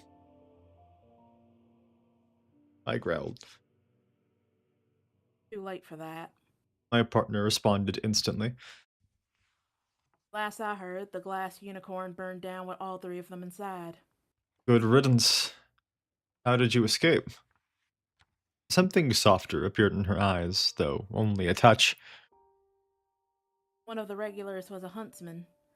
As time went on, he slowly saw past the veneers of flawlessness that the madame demanded, when he eventually offered to give me training.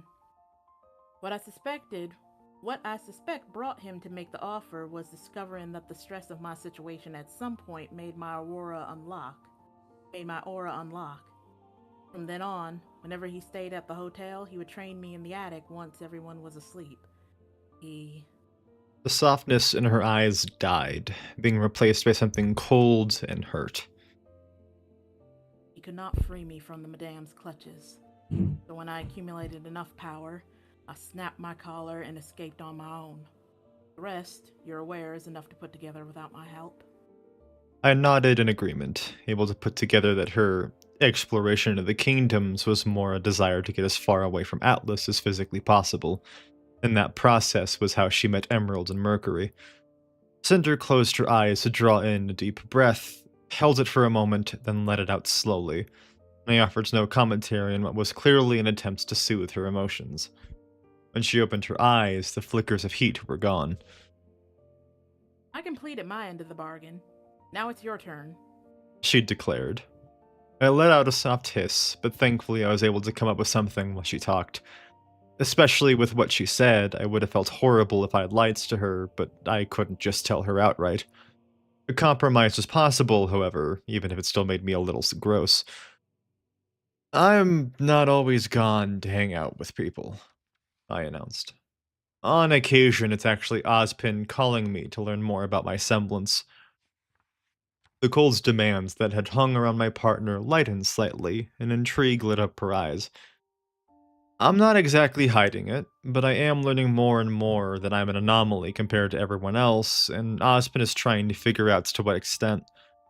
He's been sending me on missions every now and then, tests to bring out my abilities so that we see what limitations I have, if any.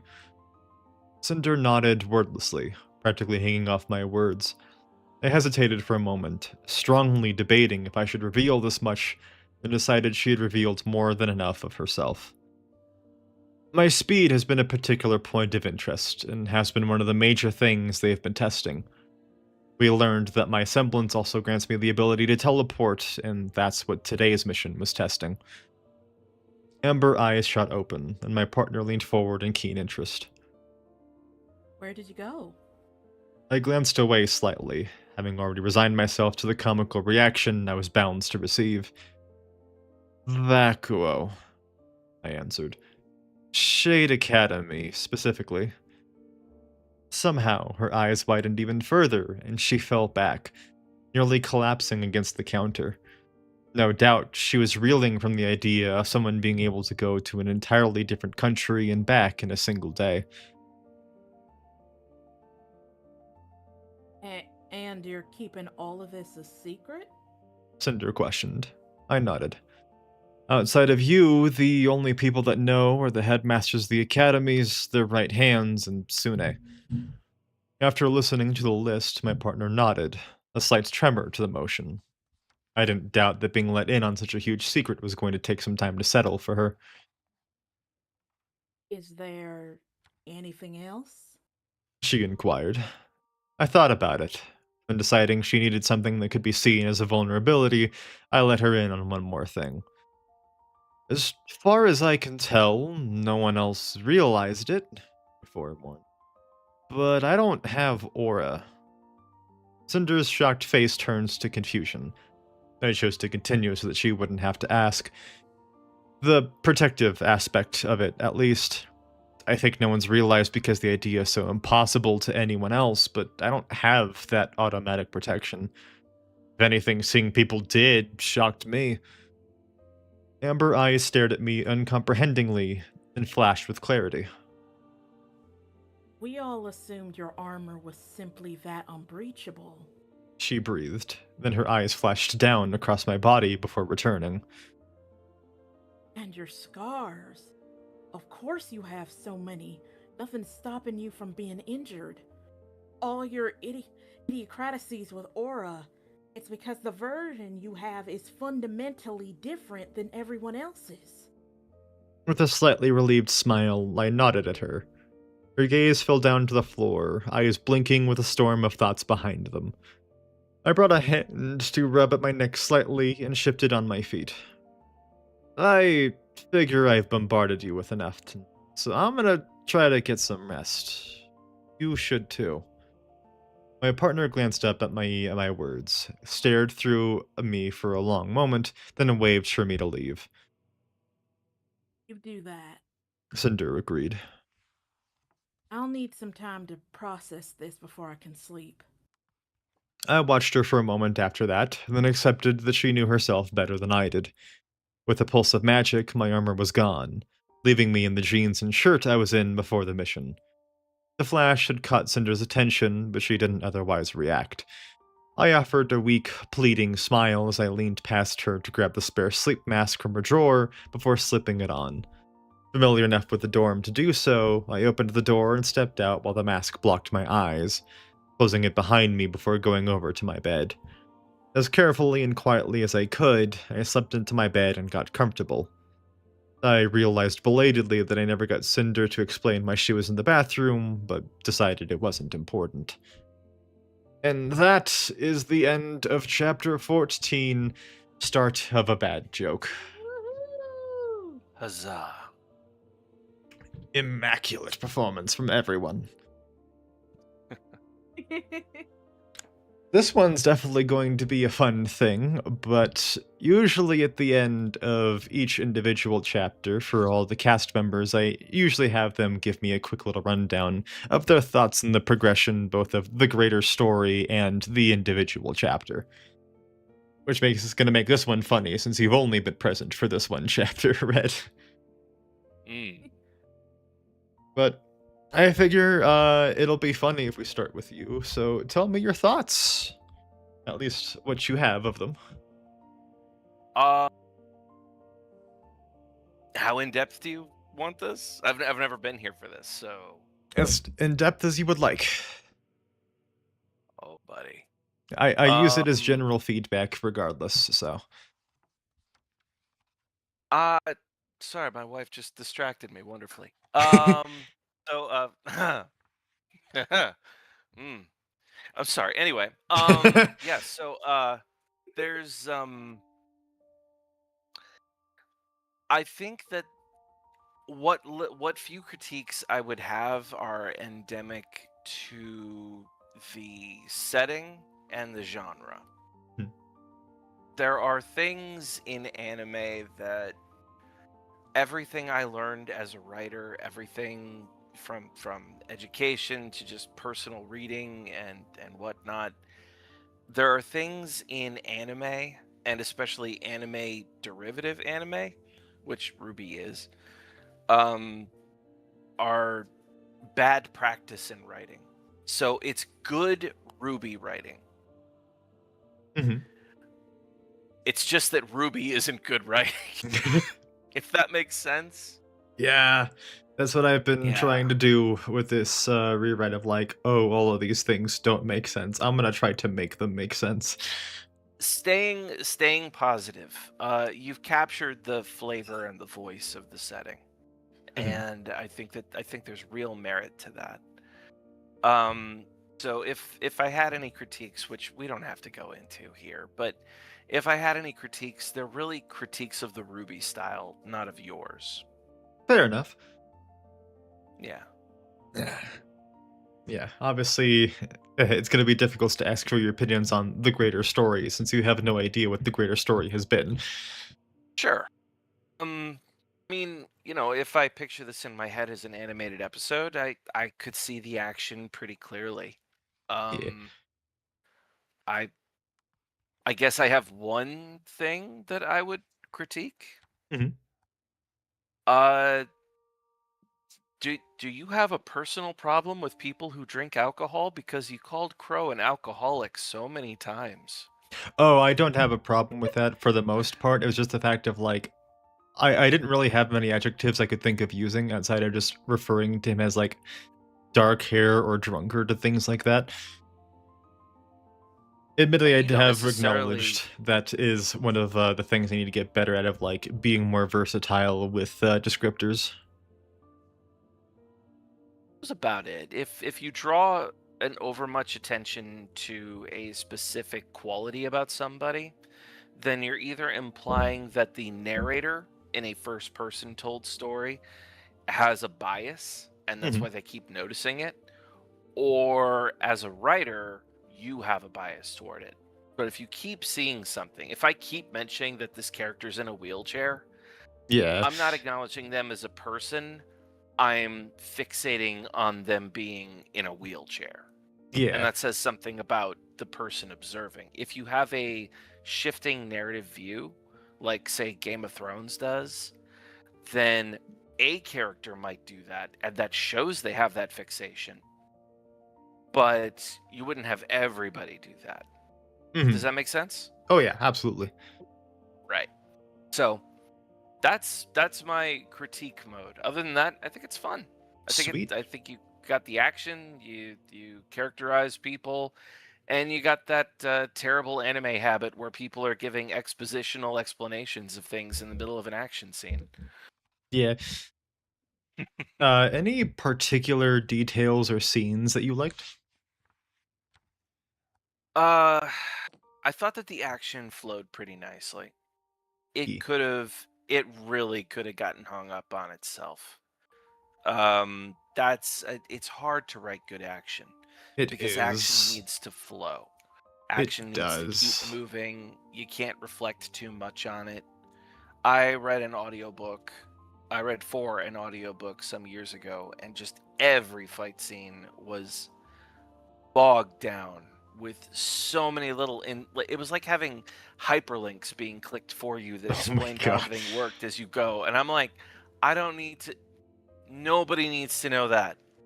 Mhm. I've completely forgotten where we are and all my adrenaline has faded away. I don't care. Yep. So yeah, that was it would be like watching John Wick, but somebody's pausing after every punch and explaining the history of that particular martial art they just used. It, it wouldn't be fun. You avoided that. That is the action flowed nicely. It was a lot of fun. Delightful. Much appreciated. All right. B, it is your turn. All right. Well, I always say this, but the way you write backgrounds is very beautiful to me. Like the fact that we learned about Shade Academy and just like the journey getting there, it kept it like very interesting, very snappy, and especially with the dialogue throughout, it really did feel like a journey that like you were like almost in on. Like if I was sitting next to Andrew and watching it happen in real time. Yeah. And I also really like more and more of how Cinder's backstory is opening up slowly. I think you have a talent of doing a slow burn thing where you do a very much show don't tell sort of thing, especially with Cinder, where like by chapter we learn more and more about her, which you would for someone who is like you said in the chapter, like she's trying to keep her emotions in check and like not trying to be vulnerable basically. And I Yeah. like how it's like more and more she's opening up, but it's not obvious that she's opening up. So Yeah. I actually really like that. Yeah, obviously you couldn't have known this, Red, but pretty much we've just been getting drip fed mostly Cinder's behaviors throughout the past 13 chapters, and only in like the past 3 or 4 have we been getting actual details about why she has those behaviors. Sure. Like one of the things that has been there since day one was that like pretty much the first thing Andrew noticed upon sharing a dorm room with Cinder was that she always made sure to jump into the bathroom before anyone else was awake.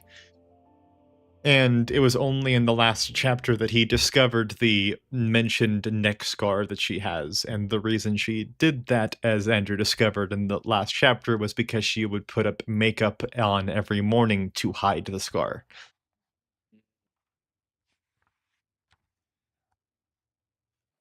Right. Skog, your turn. I just like the character dynamic of two idiots and the tired babysitter. Yeah. You always I need hope the the three straight of them. man in any situation. Always.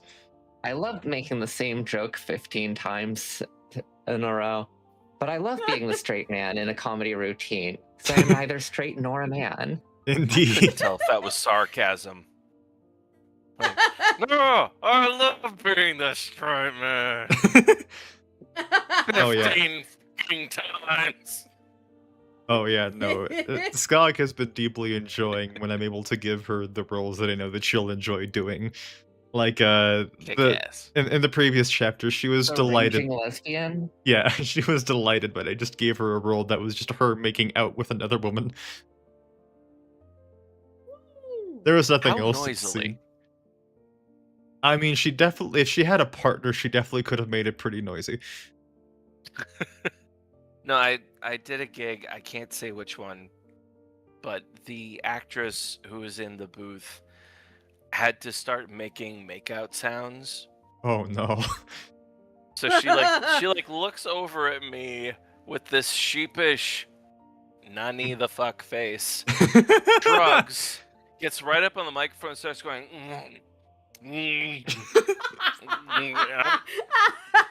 I'm just like staring at her, and I slowly turn and look at the engineer, and the engineer is slowly turning and looking at me, and she's looking between us, and she still sounds like she's, eating mangoes on a recorder. But she's like looking between the two of us and just flipping us off while we can't make any sound. He can laugh. He's behind triple pane glass with a mute button. I'm sitting there just like. So, yeah, when somebody mentions a makeout scene, I'm like, how much of a makeout scene? Because I've seen things you people wouldn't believe. I thoroughly believe that. M has also been messaging in the chat. She did say hi to us a little bit earlier, I think before we actually properly went live.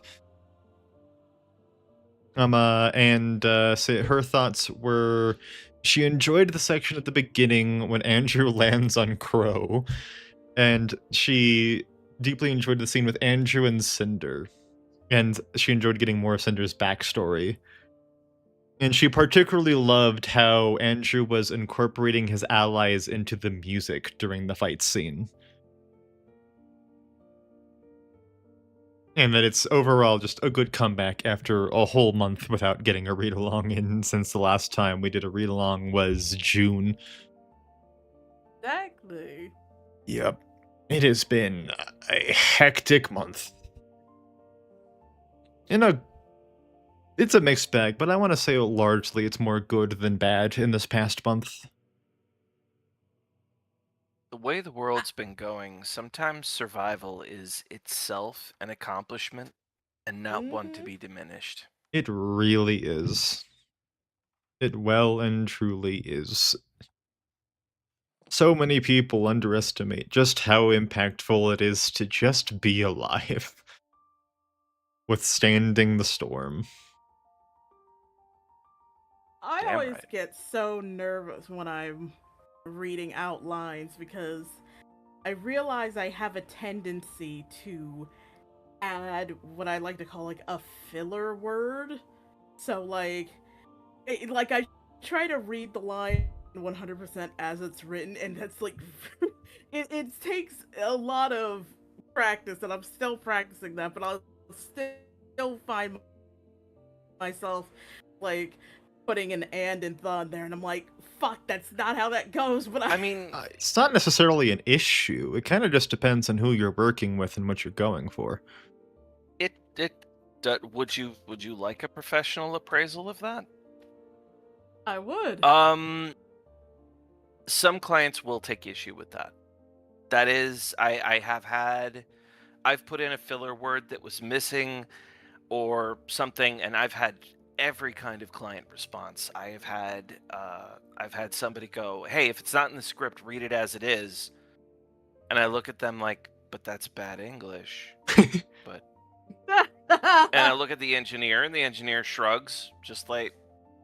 And later on, I got a drink with that engineer, and I was like, "You realize that was caveman speak, right?" And he goes, "Yeah." I'm like, "We're gonna sound like idiots." He goes, "No, no, no.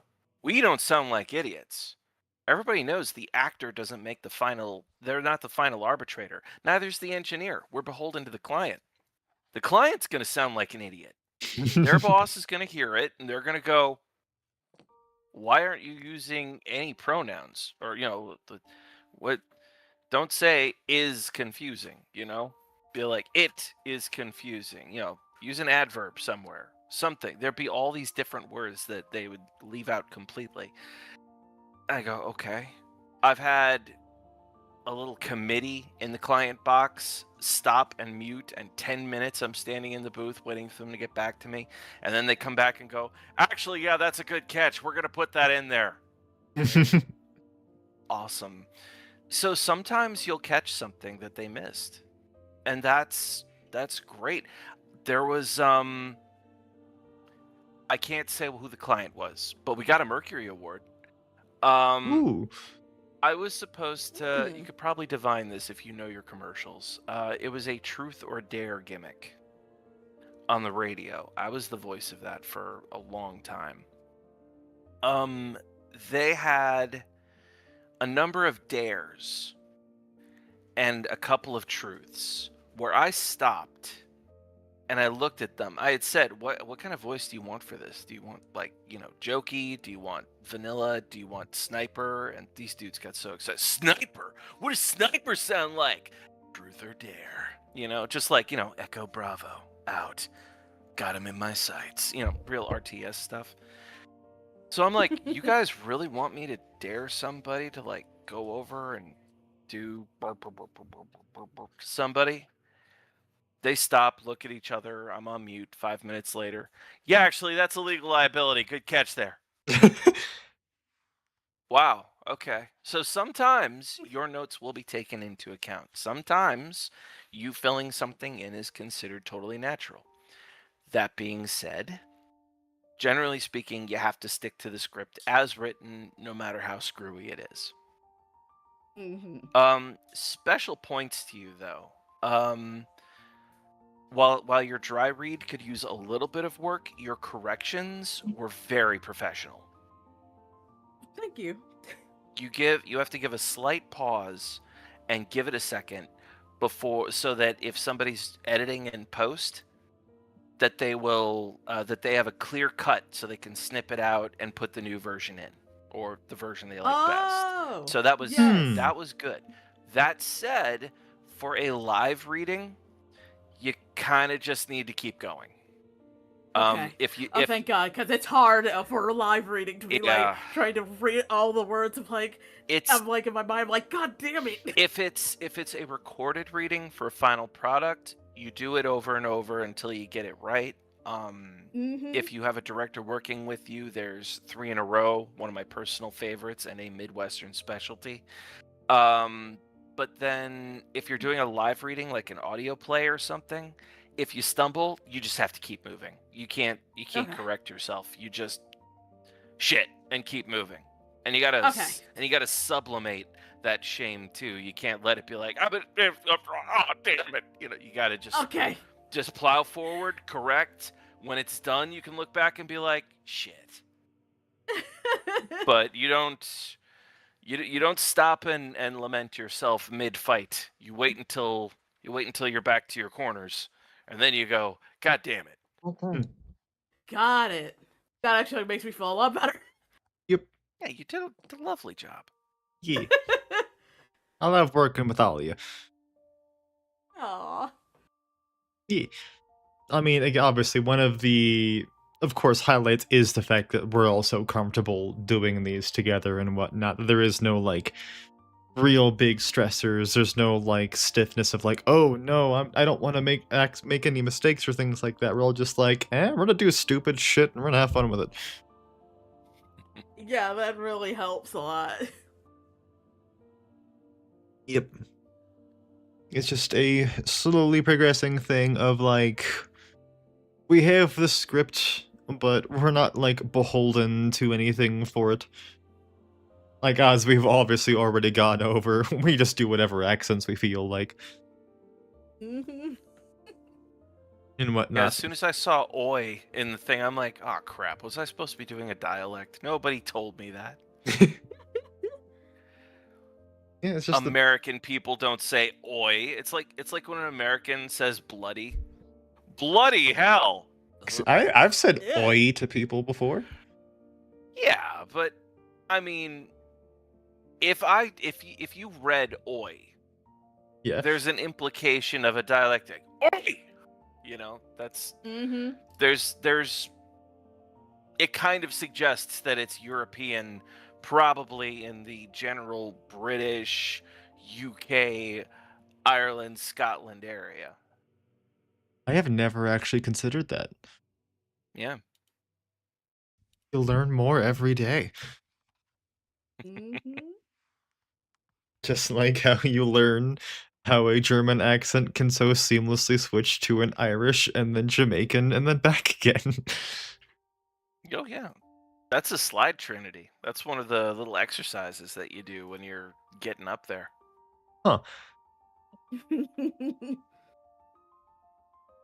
Yeah, no, all these have always been so fun. I will say, What about Skogs? What'd you think, Skogs? we did get Skog's opinion. She just said that We she just did? enjoyed. Yeah. You're right. Sorry, I'm getting everybody's all mixed up. I'm sorry.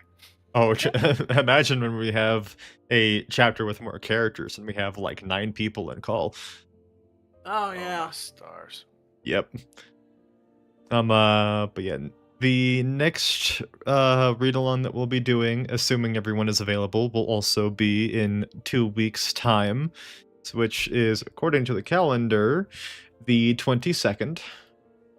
And that I can think of, it is ironically going to have a much larger cast. It's going to be much more of a, at least Teams Fame, Ruby, and a few others. So at least like a good 10 people. I'd say like, yeah, like a dozen people will be like active speakers throughout the next chapter, and it will be the beginning of the season 1 finale of Fame, titled Enshrouded Concerto. Yeah. So at this point, we're kind of just at the state of we either just sit here and yap as we please, or I just end the stream. From this point on, it kind of just goes along with whatever the general vibe and mood is. Hmm. Since, well, I don't know if anyone actually has plans after this, and I always go of like, well, if anyone has plans, they are free to leave. I will not hold them. I mean, I My usually wake plans up after and this are pretty flexible. Mhm. Technically, it was scheduled. My next plans weren't scheduled until like an hour and a half from now, but I could probably message people and be like, "Yo, you want to start early?" Yeah. As you were saying, Red? I usually don't wake up until 2 p.m. That doesn't say Same. much considering I don't know what time zone you're in. I mean, it's relative. So, well, it's 3:26 right now. Okay. Okay, so Yeah. what is that? CST? Yes, I operate out of Chicago. Ah, Yeah, his name of a vampire named Red is far more literal than you would think. Well, I mean, he's the character that helped me launch my career as a TTRPG writer. But aside Ooh. from that, oh my I, gosh, that's just like me and Skog. there you go. What game are you in?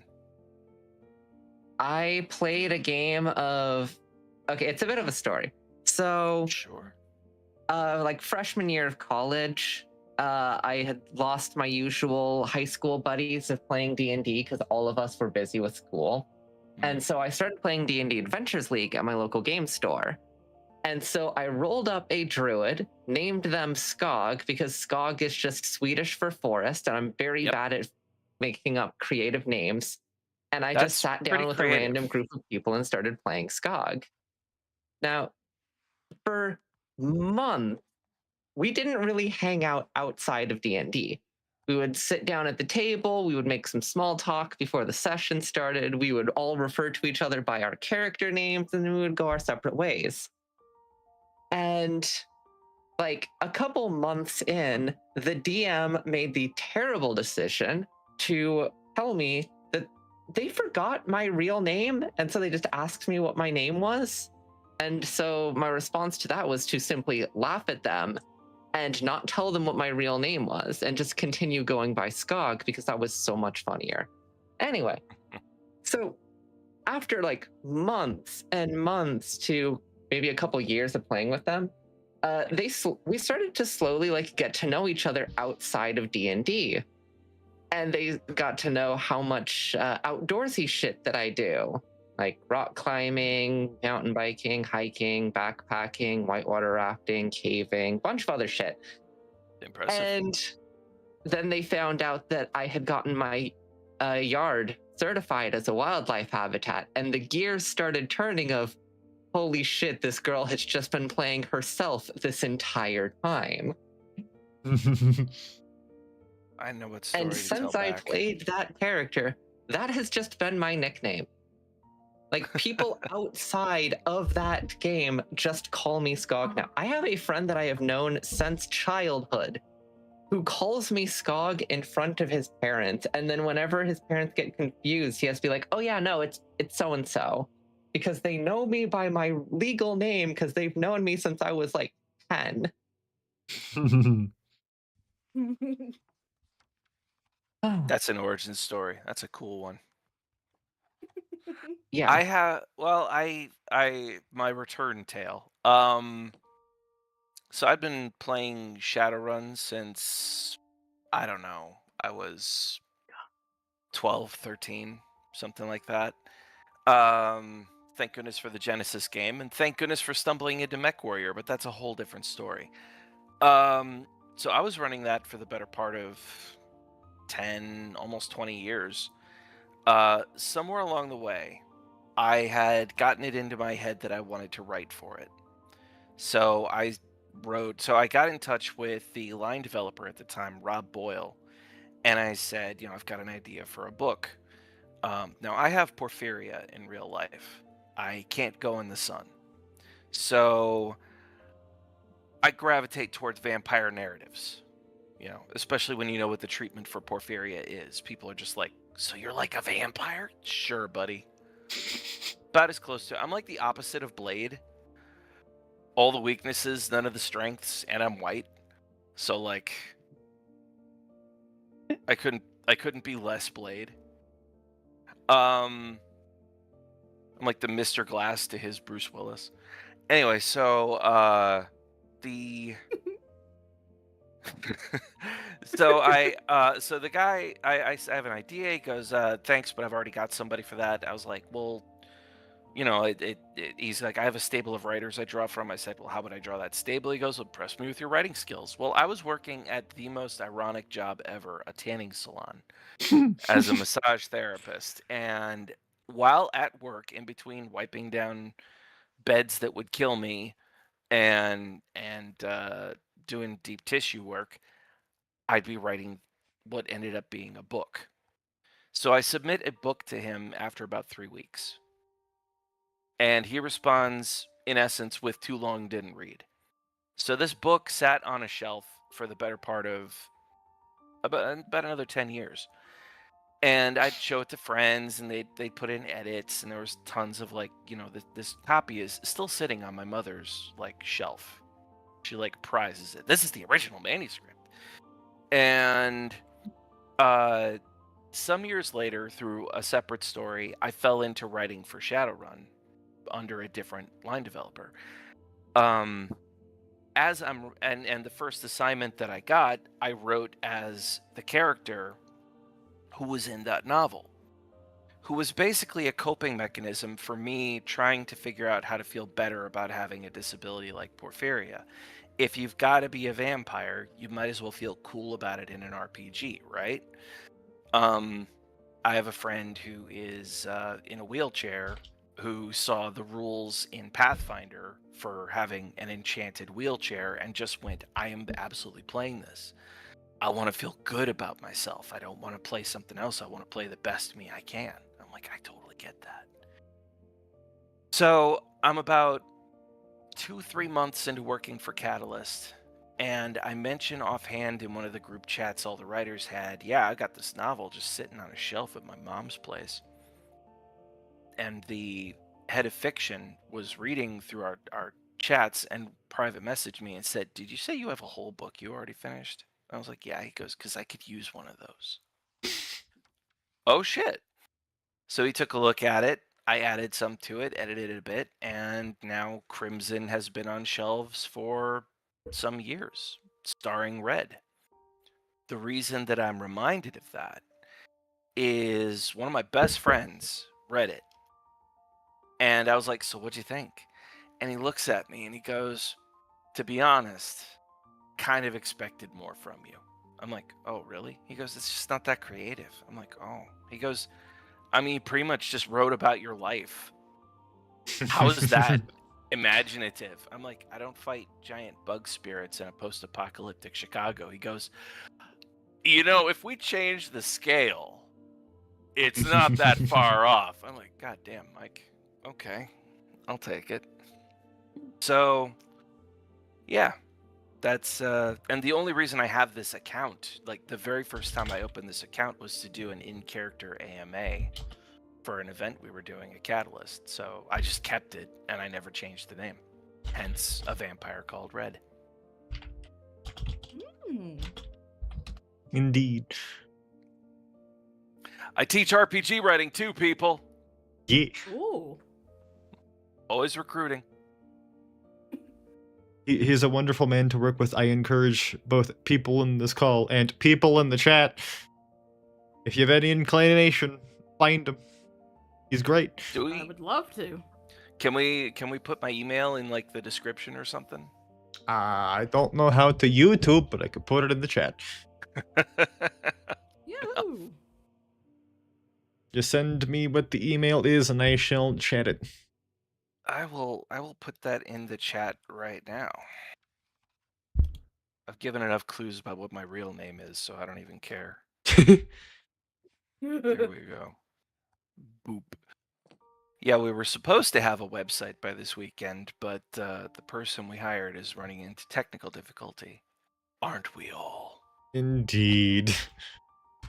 But yeah, so yes, mention Grimm's show. I will cut you a lovely discount. Session 0 is always free It's a get to know you, ask some questions. I have some students who've shown up and just said, I can't afford lessons, but I do have a couple burning questions. And I'm like, well, this one's free, so we'll just hang out, ask some questions. Mm-hmm. And if if we're a good fit and you're enchanted and it turns out you can afford some lessons, well, we can find a sliding scale that works for you. Yeah. 'Cause goodness knows not everybody's making rates these days. The economy is in Yeah. shambles. And not only The upshot that, but the long-term plan for the lessons is to also help you even get a gig. Oh yeah. I 100% believe that lessons that most people give these days are crap. They give you like a bunch of neat tips and then throw you to the wolves, and you have no idea how to get where you're going. And half the point of taking lessons isn't just building skills, it's building a network, getting to know people, doing cool things. So I don't believe that my job is done until you've got an agent or you're published or something. If you aren't set to go as a professional with connections, gigs, and representation and everything, my job isn't done. Mm-hmm. So I firmly believe in farm to table, 0 to 100, the whole score. I spent many years getting an education in these businesses, and it should not be that difficult. So Especially with the current community being what it, or current cycle being what it is, of voiceovers being so much more popular now. it's a flooded industry. It was a flooded industry even before we had to worry about AI, which we're not that worried about now. Yep. Yeah. Like, there are a lot of people. Oh God, are we not going to have a job because of AI? I'm like, AI is not the threat. yeah, AI is not no. We're going to go one threat back from AI. Mm-hmm. And they're like, well, what was that? I'm like, people who do it for free. Yeah. I'm so serious though. There's a story a while back. I cannot say who, but a rather famous voice actor's son was getting into the business. His dad gave him pointers, gave him an education, but said, "You've got to break into this on your own. You know, you can't use my name. You gotta make your own success." Very And reasonable. the son's like, absolutely. So he gets to go to a Walla session. Does everybody here know what a Walla session is? I don't. Okay, so you know when you're watching, I assume you're all anime kids. Mm-hmm. Okay. You know a party scene? They walk into the party, the music's playing, you hear the clinking of glasses and footsteps and whatnot, but you hear people. And some of them are oh, it's the peas and carrots that you hear in the background. Or Godzilla busts into the city and you hear 1,000 screams. A bomb goes off and people, oh no. Or there's a war scene in the trenches and you hear, go, go, go, get down, fire support, blah, blah, blah, blah. This is Walla. A Walla session, traditionally, you would bring in a bunch of voice actors who haven't quite proven their chops yet. They've made connections enough to know where to go, and they've asked if they can get some representation or get a shot, so they get invited to a Walla session. And again, traditionally, you'd bring in anywhere from 5 to 10 up to 20 if you have enough recording space and you need that kind of a crowd. You'd bring in those people and you'd get them all in a studio and you'd have them recording for scenes. The director uses this opportunity to observe who takes a leadership role, who stays serious, who isn't worried about preening and impressing people and just wants to make a good piece of art, get the job done professionally. They observe who rises to the top, both through professionalism and skill. Everybody gets paid regardless. Usually takes an hour, maybe 2. And you'd sign your W-2, you'd get $50, and then traditionally all of you go to a bar and blow it off. The director might Mhm. come with you to observe how you act in the wild so that they know that they're not dealing with an absolute asshole. I can't tell you how many perfectly talented voice actors lose all opportunity at that bar the moment they act untoward towards somebody. Because we don't need no guy skeeving on a lady in the booth. Yep. Yep. We don't need no slick talker getting all racist out of nowhere. There's no need for that. Even from a purely mercenary professional view, you're like, I don't need the liability. Nobody's skill is so irreplaceable that I just got to put up with your shit. Unless you're Troy Baker. Anyway, so I'm so salty. Jared Leto. Troy is not a creeper like Jared Leto, but he did try to sell us all out for NFT Vocaloids, and I'm just not in a rush to forgive him for that. It also doesn't help that Troy is literally everywhere. I don't. He's very talented. He's not irreplaceable. And the fact that he tried to sell us all out and got just forgiven and then stood up there next to Harrison Ford makes me angry. Anyway, so a Walla session, that's what that is. So this famous actor's son goes to a Walla session, and most of the actors there, I mean, half of them are wearing cosplay. That's not a good sign. Oh. You're doing Oh, no. voiceover. You should be dressed, business casual. If you're a guy, I might go in like jeans and an untucked button down. Nothing inappropriate, nothing extravagant. I don't need a 3-piece suit. I don't have to wear a polo. I could wear a t-shirt. That's fine, but you should be basically presentable. And I got it. There was a dude with a shirt covered in like ahegao faces. Like a bowling shirt. You know the kind I'm Yes. talking about.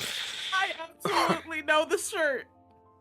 There's Neko maids. There's just all kinds of stuff. He's looking around like, okie dokie, is this a convention? Are these guys tourists? No, they're the Walla people.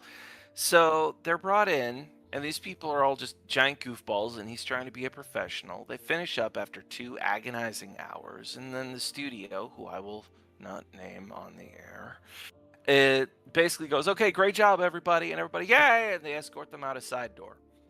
And he stops, like he has to put his foot in the door. He goes, wait a minute, what about our W-2s? The lady looks at him and goes, what W-2s? Well, so you can pay us.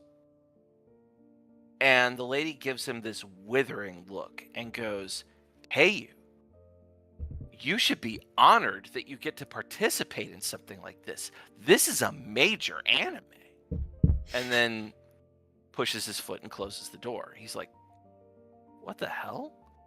Goes home. His dad comes out. Who's buying dinner? And he's like, they didn't pay me. What? Tells him the story. Famous dad drives over to the studio and in his very, very knowable character voice, basically says, I want to talk to the management. Oh. And he takes them to task, and he brings the union in. They're like, oh, please don't. He's like, please, yes. You know this is wrong. What the hell's wrong with you?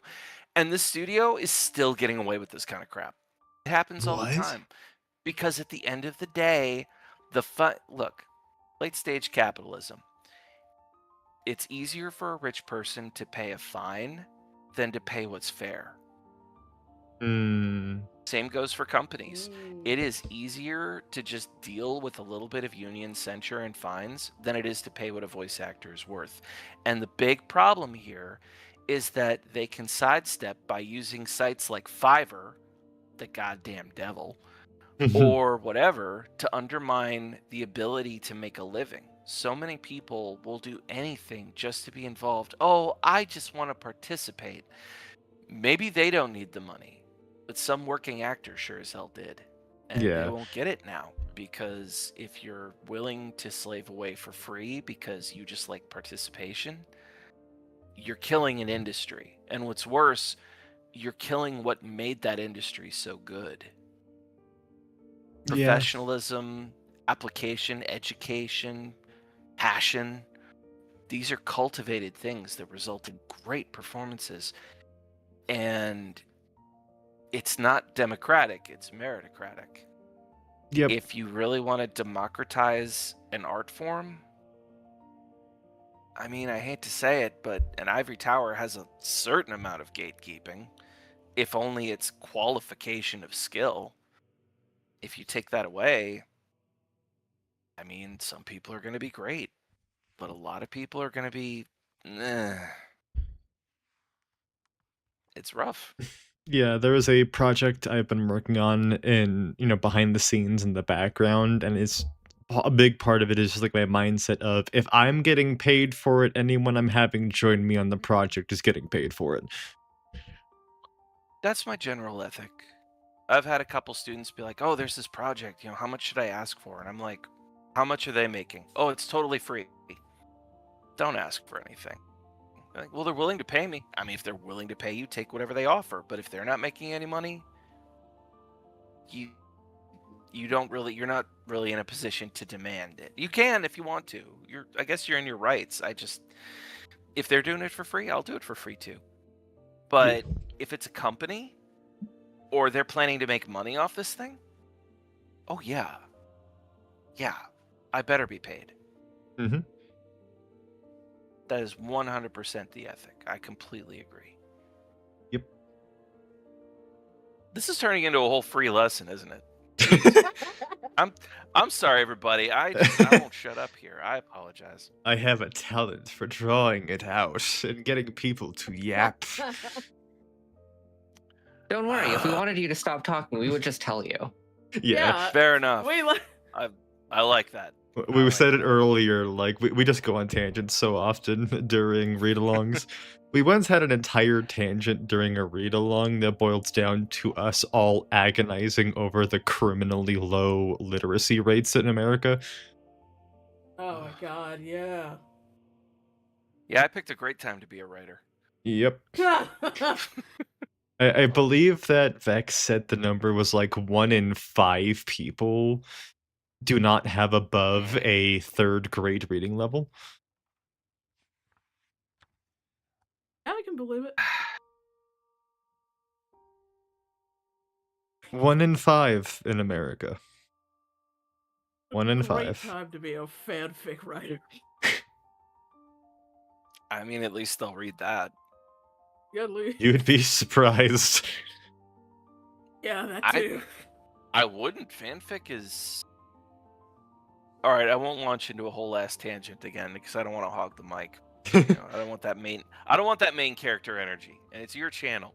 But I will say the only difference between fanfic and canon is approval from some entity that holds it. Exactly. Yeah. My book was fanfic, and then it got published and it became canon. Yep. Everything's fanfic until it goes to print. I So have seen all manner of quality I have seen fan fiction that is better written than some of the best novels I've actually read, and I've seen published work that is more like physically difficult to read than actual random scraps I found on fan fiction. I'll go one Mhm. further. Some of the worst written fanfic I have ever read, toxic, bad, dangerous even, is some of the most profitable 50 Shades of Grey Twilight toxicity that a company Mhm. can put out. Yeah. Quality has nothing to do with profitability, and unfortunately, we are in the decay spiral of late stage capitalism. So that's all they care about. Yep. Just what is the most amount of money we can get for the lowest amount of effort. That's literally how I got into like fan fiction because I've remember reading like the 50 Shades of Grey trilogy and being so upset about it that I'm like, I can write better than this, and then I did. As a writer, I was upset. When it came out, I was actually working as a professional dominator, and it was all we could talk about, because every store, every place, they're like, "Oh yeah, they want the 50 Shades of Grey package," and we're like, "No, Yeah, absolutely no, not, exactly, absolutely not. We will get sued." exactly. This is some of the most toxic, dangerous, bad practice I have ever seen. We are in trouble.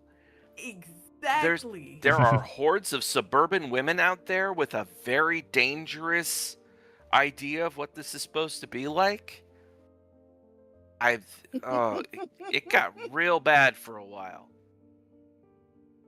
Yeah. Oh yeah. Aren't you gonna violate the contract? No, it's a fucking contract. No. What? No. Look, to be clear, What's His Nuts Gray is a perfect example of the kind of person who, yes, is deeply in need of therapy, but absolutely should not be enabled by getting to play in their red room. Yeah. Absolutely not. That's an abusive relationship, and it's very, very squick that they tried to glamorize that. 50 Shades of Grey is like someone who has heard of BDSM, but like has no clue what that actually entails. Like no, like they have the surface step of it, and that's Well, it. let's remember that Stephanie Meyer allegedly had never read about vampires before she wrote Twilight, which, Says a I mean, lot. on one hand, I'm like, I totally believe you. On the other hand, I'm like, then how did you know how to write this? Do you assume I don't that's know which her one to- knowing how to write that? She said they fucking sparkle. Hey, well, okay. Do you want to hear something real demoralizing? Yes. Yeah. Okay. All right then. I phrased it like that, and y'all are like, hell yeah. Hit me in the morale. Everybody goes on about, I know this one vampire enthusiast in the writer circles. Let's call him an advanced fan. And this dude loves to talk about how he knows everything about vampires, et cetera, et cetera, et cetera. So of course I have to know him, because that's like 60% of what I write in TTRPGs.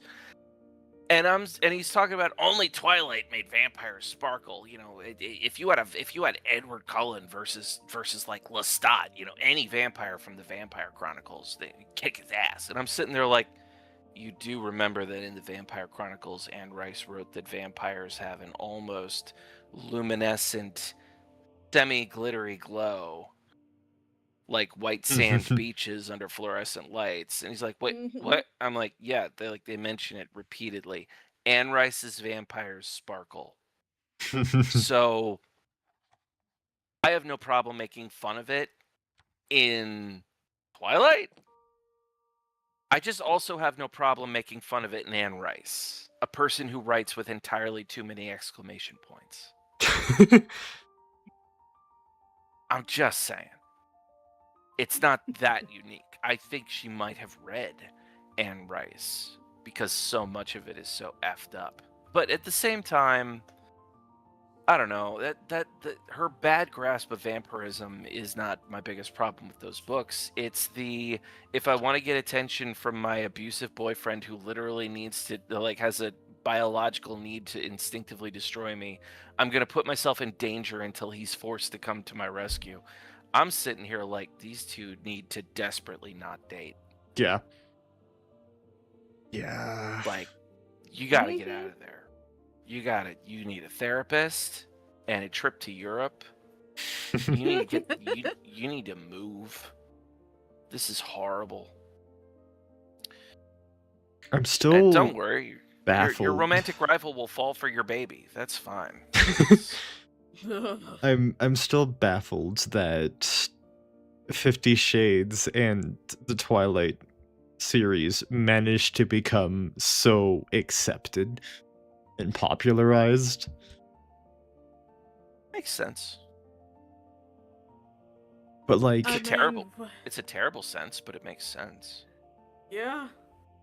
how none of them even have personalities in Twilight? Why are so many of the, let's say, shallower anime popular? You know, it's ironic that you said that because B and I were actually talking about one of those earlier. We were talking about two separate ones earlier, actually. We were Let's- specifically talking about my visceral hatred of the show Rent a Girlfriend. What a title. Are you sure it's not that time that I rented a girlfriend and discovered that I was actually the lost heir of a kingdom nobody had ever heard of, so I got a job as an accountant? Honestly, I feel Sorry, like that would I be just love the better. new. I feel like it I love the new genuinely title would be better. conventions. All right. So, Anime, one of the most powerful things about anime is that it's descended from like kabuki theater. yeah, Like a lot of the conventions of it. Mhm. Have you ever seen like real kabuki theater? not in Mhm. person, but I've seen occasional clips of it.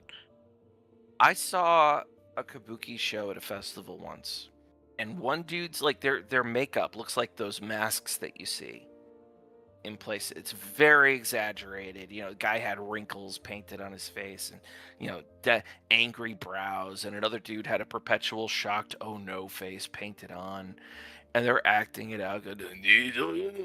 I'm not making fun of Japanese. I'm just trying to channel the sound of it. But one guy, oh, and the other guy,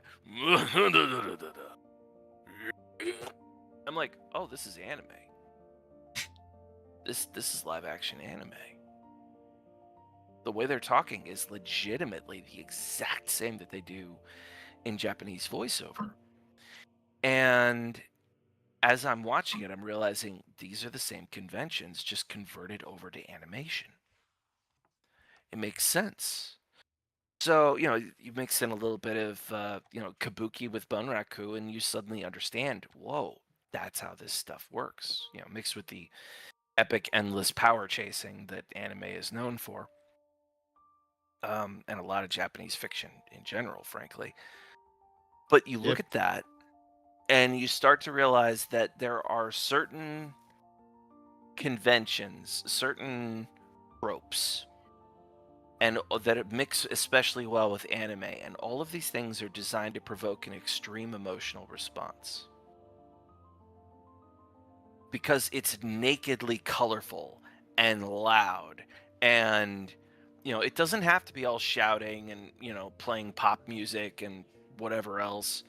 It doesn't have to be flashy and explosive, but it is designed to wring maximum emotion out of you. Even something as chill as a Miyazaki film grips you right by the heart and makes you feel shit real hard. Yeah. It's like Ben and Jerry's ice cream. Did you know Ben and Jerry's ice cream was actually designed by one of the brothers for the other because they have weaker taste buds? So they made an ice cream that has stronger flavor profiles so that they could enjoy it. Ooh. Huh. Yeah, that's what Ben and Jerry's is. That's why it's good. They basically took the same flavor other stuff has and then cranked it up by 30%. Huh. That's what anime is. I want you to really fucking feel this. So it's big color, big sound, big acting, over the top, colorful, go for it. And for people who are locked down or have a lot or need to feel a lot or are, traumatized or exasperated or worn out or jaded, anime is a flavor that gets through to them.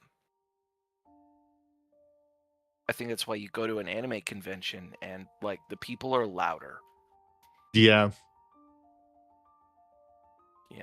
I go to Gen Con. It's a bunch of socially awkward dorks. That's fine. These are my people. But I go to an anime convention. These people have a fight or fuck response that has gone to 20. It is. They're like aggressively laughing. I was not expecting fight or fuck response, and that just sent me for a bit. It's the third F nobody ever talks. I mean, it's real. It hit me so hard because I'm like, yeah, no, I genuinely have seen. I've personally encountered people who think a convention for anime fans is full of people who are like willing to drop their pants at the slightest sign. Maybe we've had different experiences, but is that not true? But, I mean, I try to avoid those people, of course. Me too. I'm just saying I've never been propositioned so consistently. Yeah. Oh my. Hey, how you doing? You don't know my name. That's my purse. I don't know you. The So, very first time I was at Anime Expo, I entered into like the main area for the first time, and like I look to my right and I just see someone doing like a minor photo shoot of a dominatrix in full latex just stepping on a random dude, and I was absolutely certain the man had just gone up to her and asked if she could. and you're just like, who's she cosplaying as? And she's like, what's cosplay? Yep. Uh-oh. We might be in trouble. And as a former pro myself, I'm just sitting there like, this is either brilliant or the dumbest thing I've ever seen. It's could weird be how you both. could so seamlessly go into incognito by just dressing up in BDSM and going to an anime convention. Not a single Yeah. person will think you're out of place. Yeah. I guarantee someone's going to see like genuinely like a very generic getup and just go like, "Oh, what anime are you from?" There were 4 or 5 dominatrices who would meet up with me after work at an IHOP off Halstead at like 2, 3 a.m. after we'd finished gigs. And we would just, swap tales and, offer tips and support and laughs. So you got this table, mostly women, just gothed to the nines. It was all leather and latex and makeup and everything, and everybody, the waiter's just like whatever. But a lot of people are just like, wow, look at those high-end goths. And we're like, no, this is just our work attire. Once in a blue moon, one of them would come over post gig and be like, hey, that one was stressful. If I bring ice cream, can we just like watch a Miyazaki film in pajamas? I'm like, yes. Yeah. It got to the point where I just kept like a guest set of pajamas. Like, yes, here, put these on. They're soft. Thank you.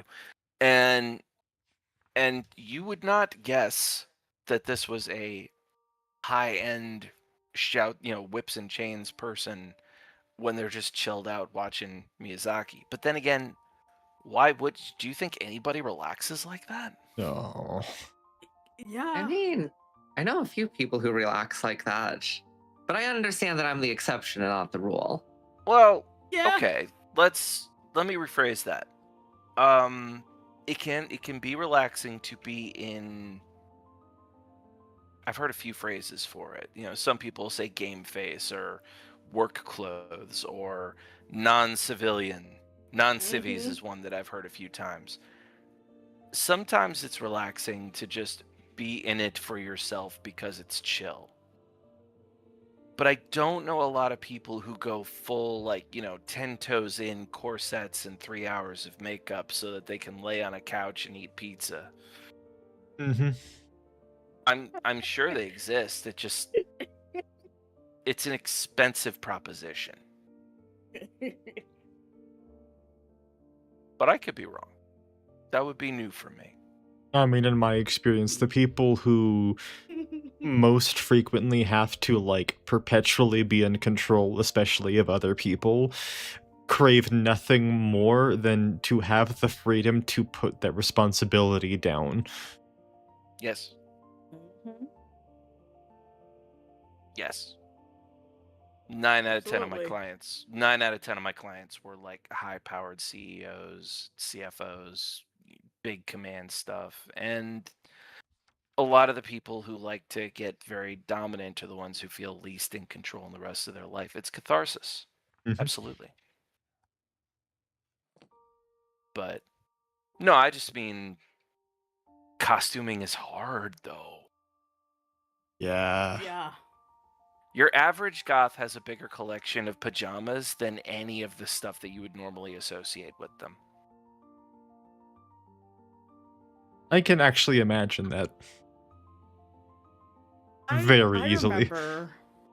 I remember one time I had booked, like, this was a time when I did like a triple shift. Like, I had to go to work, then I had to go to place B, then place C. So first thing I did was like, because I was part of a parade, so I walked all the way there from the parade, which is a mile walk. Walked in the Jeez. parade. That was, I'm going to guess, like 2.5 miles. So did that, walked the 2.5 miles back because that's the route to my job, and then I was doing this escape room where I had this costume, and like I had gotten like these like high heels, like 7-inch high heels, and I had like this corset that I like basically pull to like fit into this outfit. And I basically just locked in for 2 hours. And then finally when it was like, I was like up at like 9 a.m. and like it was like 9 p.m. when it was over, and I was just fucking spent. Oh. I'm like, God, I'm tired of, and then I'm like, no, costume on, I've got to lock in. Then again, I mean, some people, you get the outfit and it puts you in a brain space that feels better. You know, as I become an old man, I don't fit in my old leather pants, but I remember, you'd put those on, you'd put on the chunky boots with the heavy soles, and it was like, whoa, I feel more grounded than ever before. Mm-hmm. This is armor. Yep. This feels good. Yep. So that's, I understand the idea of being like, this feels good to wear, and goodness knows, like half the goth models that I'm friends with, it's weird that that's a pretty high number. I have a weird life. But half the goth models that I know, I mean, they got into it because they have, Ehlers Danlos or something like that. And they found out that wearing that like tight constricting clothing, the harnesses, the corsets, the whatever, actually helps like support their spines or keep their joints together. And you'll be like, whoa, bet I know what she's into. And she's like, I'm into not having joint pain. If there was a way to wear this that didn't come in black and look all shiny, I'd probably do it. But since we're here, I might as well go with it. I have this big custom made coat that I had that I commissioned in South Africa. That's designed to block out UV light. It's got this big hood and it drapes really well and it looks very cool. But somebody asked me, why did you have to get it so gothy looking? And I'm like, I want you to imagine a hood this big in any other color or with any other cut of coat. And they're like, oh. I'm like, yeah. Fashion doesn't really encompass those things unless you're eccentrically rich, and I'll be damned if I'm going to do that Balenciaga shit. I was about to say. I don't have the cheekbones for that. I'm all swollen and pale. I can't. Nah, that ain't me, dog. No. Give me a big black robe and I'll do my whole necromancer thing and I'll have people on the street scream, Shire! Baggins! And I'll be like, yeah, that's a pretty good one. You know, goth by necessity. The goth life chose me, okay? Yeah. Indeed. I miss the sunlight. Because in the summer, it's the only time you can go to the bank. It's really inconvenient. Yeah, when I used to So, yeah. work graveyards, it was so inconvenient to do literally anything without fucking up my sleep schedule. I'm just like, oh, cool. So if I wants to do anything, period, like even just like eat, because like at least where I live, there's only like 24-hour restaurants. And so I would always just be like, all right, cool. My only options for lunch are to either pack a lunch or go to fucking Jack in the Box. Yep. And how long can you sustain that menu? That's just The mental toll nuts. is debilitating for that specific reason of like, cool, I don't have variety. The loneliness starts to get to you. But, you know, one good thing about climate change is we'll have to do things after dark before long. Yeah. You think I can navigate this shit by day? It's too hot. Yes. Meanwhile, Yeah. the local lizard is vibrating in place as he enjoys the heat. Mhm. Good for them. But you'll all be joining me in the caves before long. The pressure, the coolness, the shade. Yes. You can say that So- I will be embracing my heated blanket and my space heater and my campfire at the same time. That's fine. We need you, Man, service camping is types. great. I should go camping again soon. Absolutely. I need to go Oh my camping for like the God, can first Winter time. come here? Should absolutely do that. Yes. I'm I looking must forward to dragging people through unmapped caves that don't show up on Google Maps. Okay, that's different. Secret Like, caves. Yeah. dragging people I mean, through like- unmapped cave. That's a very irresponsible caving. I think most of Dead Horse has been mapped out by now, but they're still finding new tunnels. Secret tunnels. Sitting here like they've made at least 2-3 horror movies about let's go in this uncharted cave. I still remember one of Okay, them look, the only viscerally traumatized me. Dangerous cave is Dynamite Cave, and as long as you don't just randomly walk off a cliff in there, you're gonna be fine. It's called Yeah. Dynamite Cave. Yeah. Yeah, Makes you wonder Did what you they do go in there. they've all got silly names. No. So the story I was told about Dynamite Cave is like after a little ways of walking in, there's like a very sharp drop off. And long time ago, some random kid wandered into the cave and just didn't have a proper light or wasn't watching where they were going and fell off and just died. And so their parent came back to the cave entrance with a box of dynamite and blew up the entrance to stop people from going in. Huh. Anyway, it's a very fun cave to explore if you have the proper climbing gear to go all the way to the bottom. Okay, if she blew up the entrance so that people can't get in, how are people still able to get in? Well, obviously, they didn't do a very good job. It's a lava tube. I mean, it connects to like a network. That's by Trout Lake, right? Yeah. Yeah. You sound surprised. I'm really glad people know about it. I've got a friend who teaches at Oxford now. I was more into urbex. He was more into caving. So we had a lot of stories to share. I was like going into old sewers and haunted theaters and hospitals and shit. Swedish Covenant before they tore it down, or like long tours down to the Chicago deep tunnels. You need full like chemical lockdown outfits for that. It is so much black mold. One breath would really actually kill you down there. Oh. But he was hitting up caves all over the place. This guy, he's probably one of the coolest humans I've ever met. Like, dude came up the hard way through so much stuff. He survived living out of his car. He went to school to become like an actual like cordon bleu chef, and then decided, I don't want to work as a chef. I just like eating well.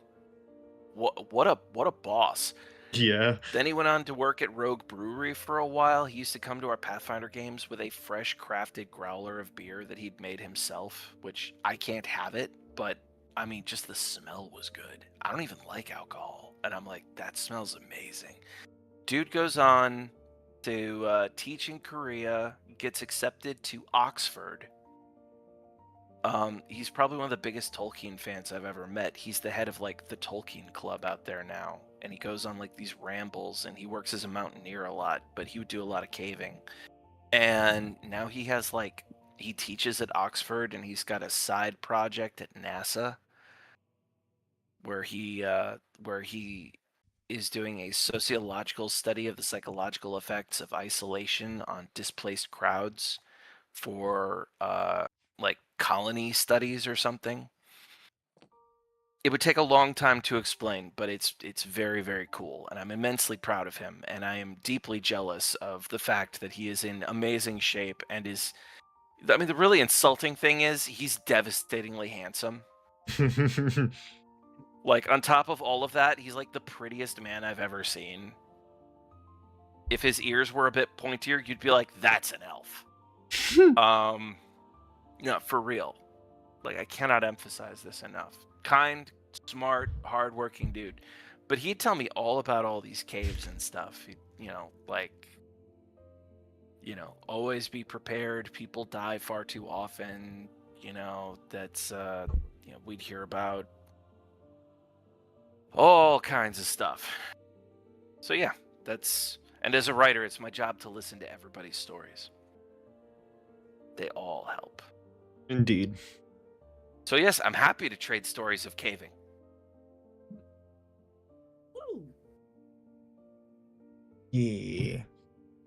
It's just such a nice, relaxing experience. Yeah, I don't go out nearly as often as I currently do, and I definitely need more incentives to do so. But it is also obviously annoying in being so isolated from everyone in a completely different way now. I was like, before I was between everybody to an annoying distance. Now I am actively out of the way.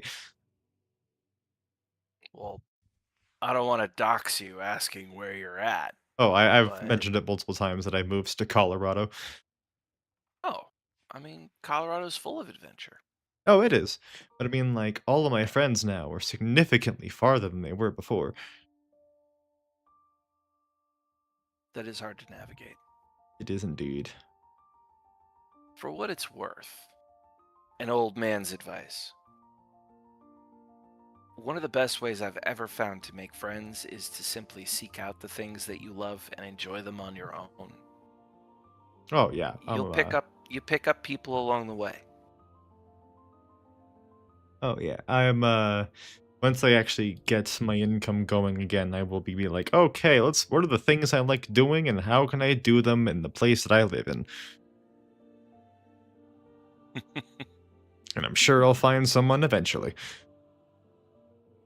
Well, when the fires and the heat waves and the whatnot are down, go for a nature walk. I mean, the hiking out there is...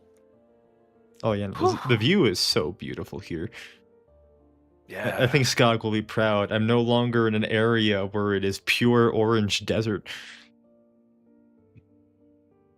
There is finally green everywhere I look. Hell yeah. Woohoo. Are you- I'm going to run off now so I can grab some lunch before afternoon plans. Farewell. Take care, Bye, everyone. It was Scott. See you, nice Scott. meeting Lovely Bye. And I actually was going to call the stream here, even if I was going to hang out in the VC after. Woo. So yeah, for those who are currently in stream, assuming any of them are not in the Discord, we will be hosting a movie night tomorrow where we will be watching Iron Lung and The Backrooms back to back, starting 7 p.m. MDT. I'm still getting used to saying that over PST. But I will get accustomed to it eventually. But yeah, the Discord is a very chill environment, very calm, lots of good vibes. It's very much just a case of like someone will just hop into a VC and then other people will join them and we'll all just like sit and chill together and enjoy each other's presence. Very welcoming like that. And as mentioned, we're also going to be doing movie nights, so yeah. For those who wish to join, please do so. I think I have a Discord link in my YouTube profile, but I'm definitely going to have to check that for clarification. But yeah, thank you everyone who has joined for this read-along, and thank you everyone in the chat who is watching this read-along. And as a reminder, we will do another one probably on the 22nd, assuming people are available, and it will be closing in on the finale of season 1, so look forward to it. And unlike on Twitch, I can't raid into people in YouTube, so I'm just gonna end the stream here.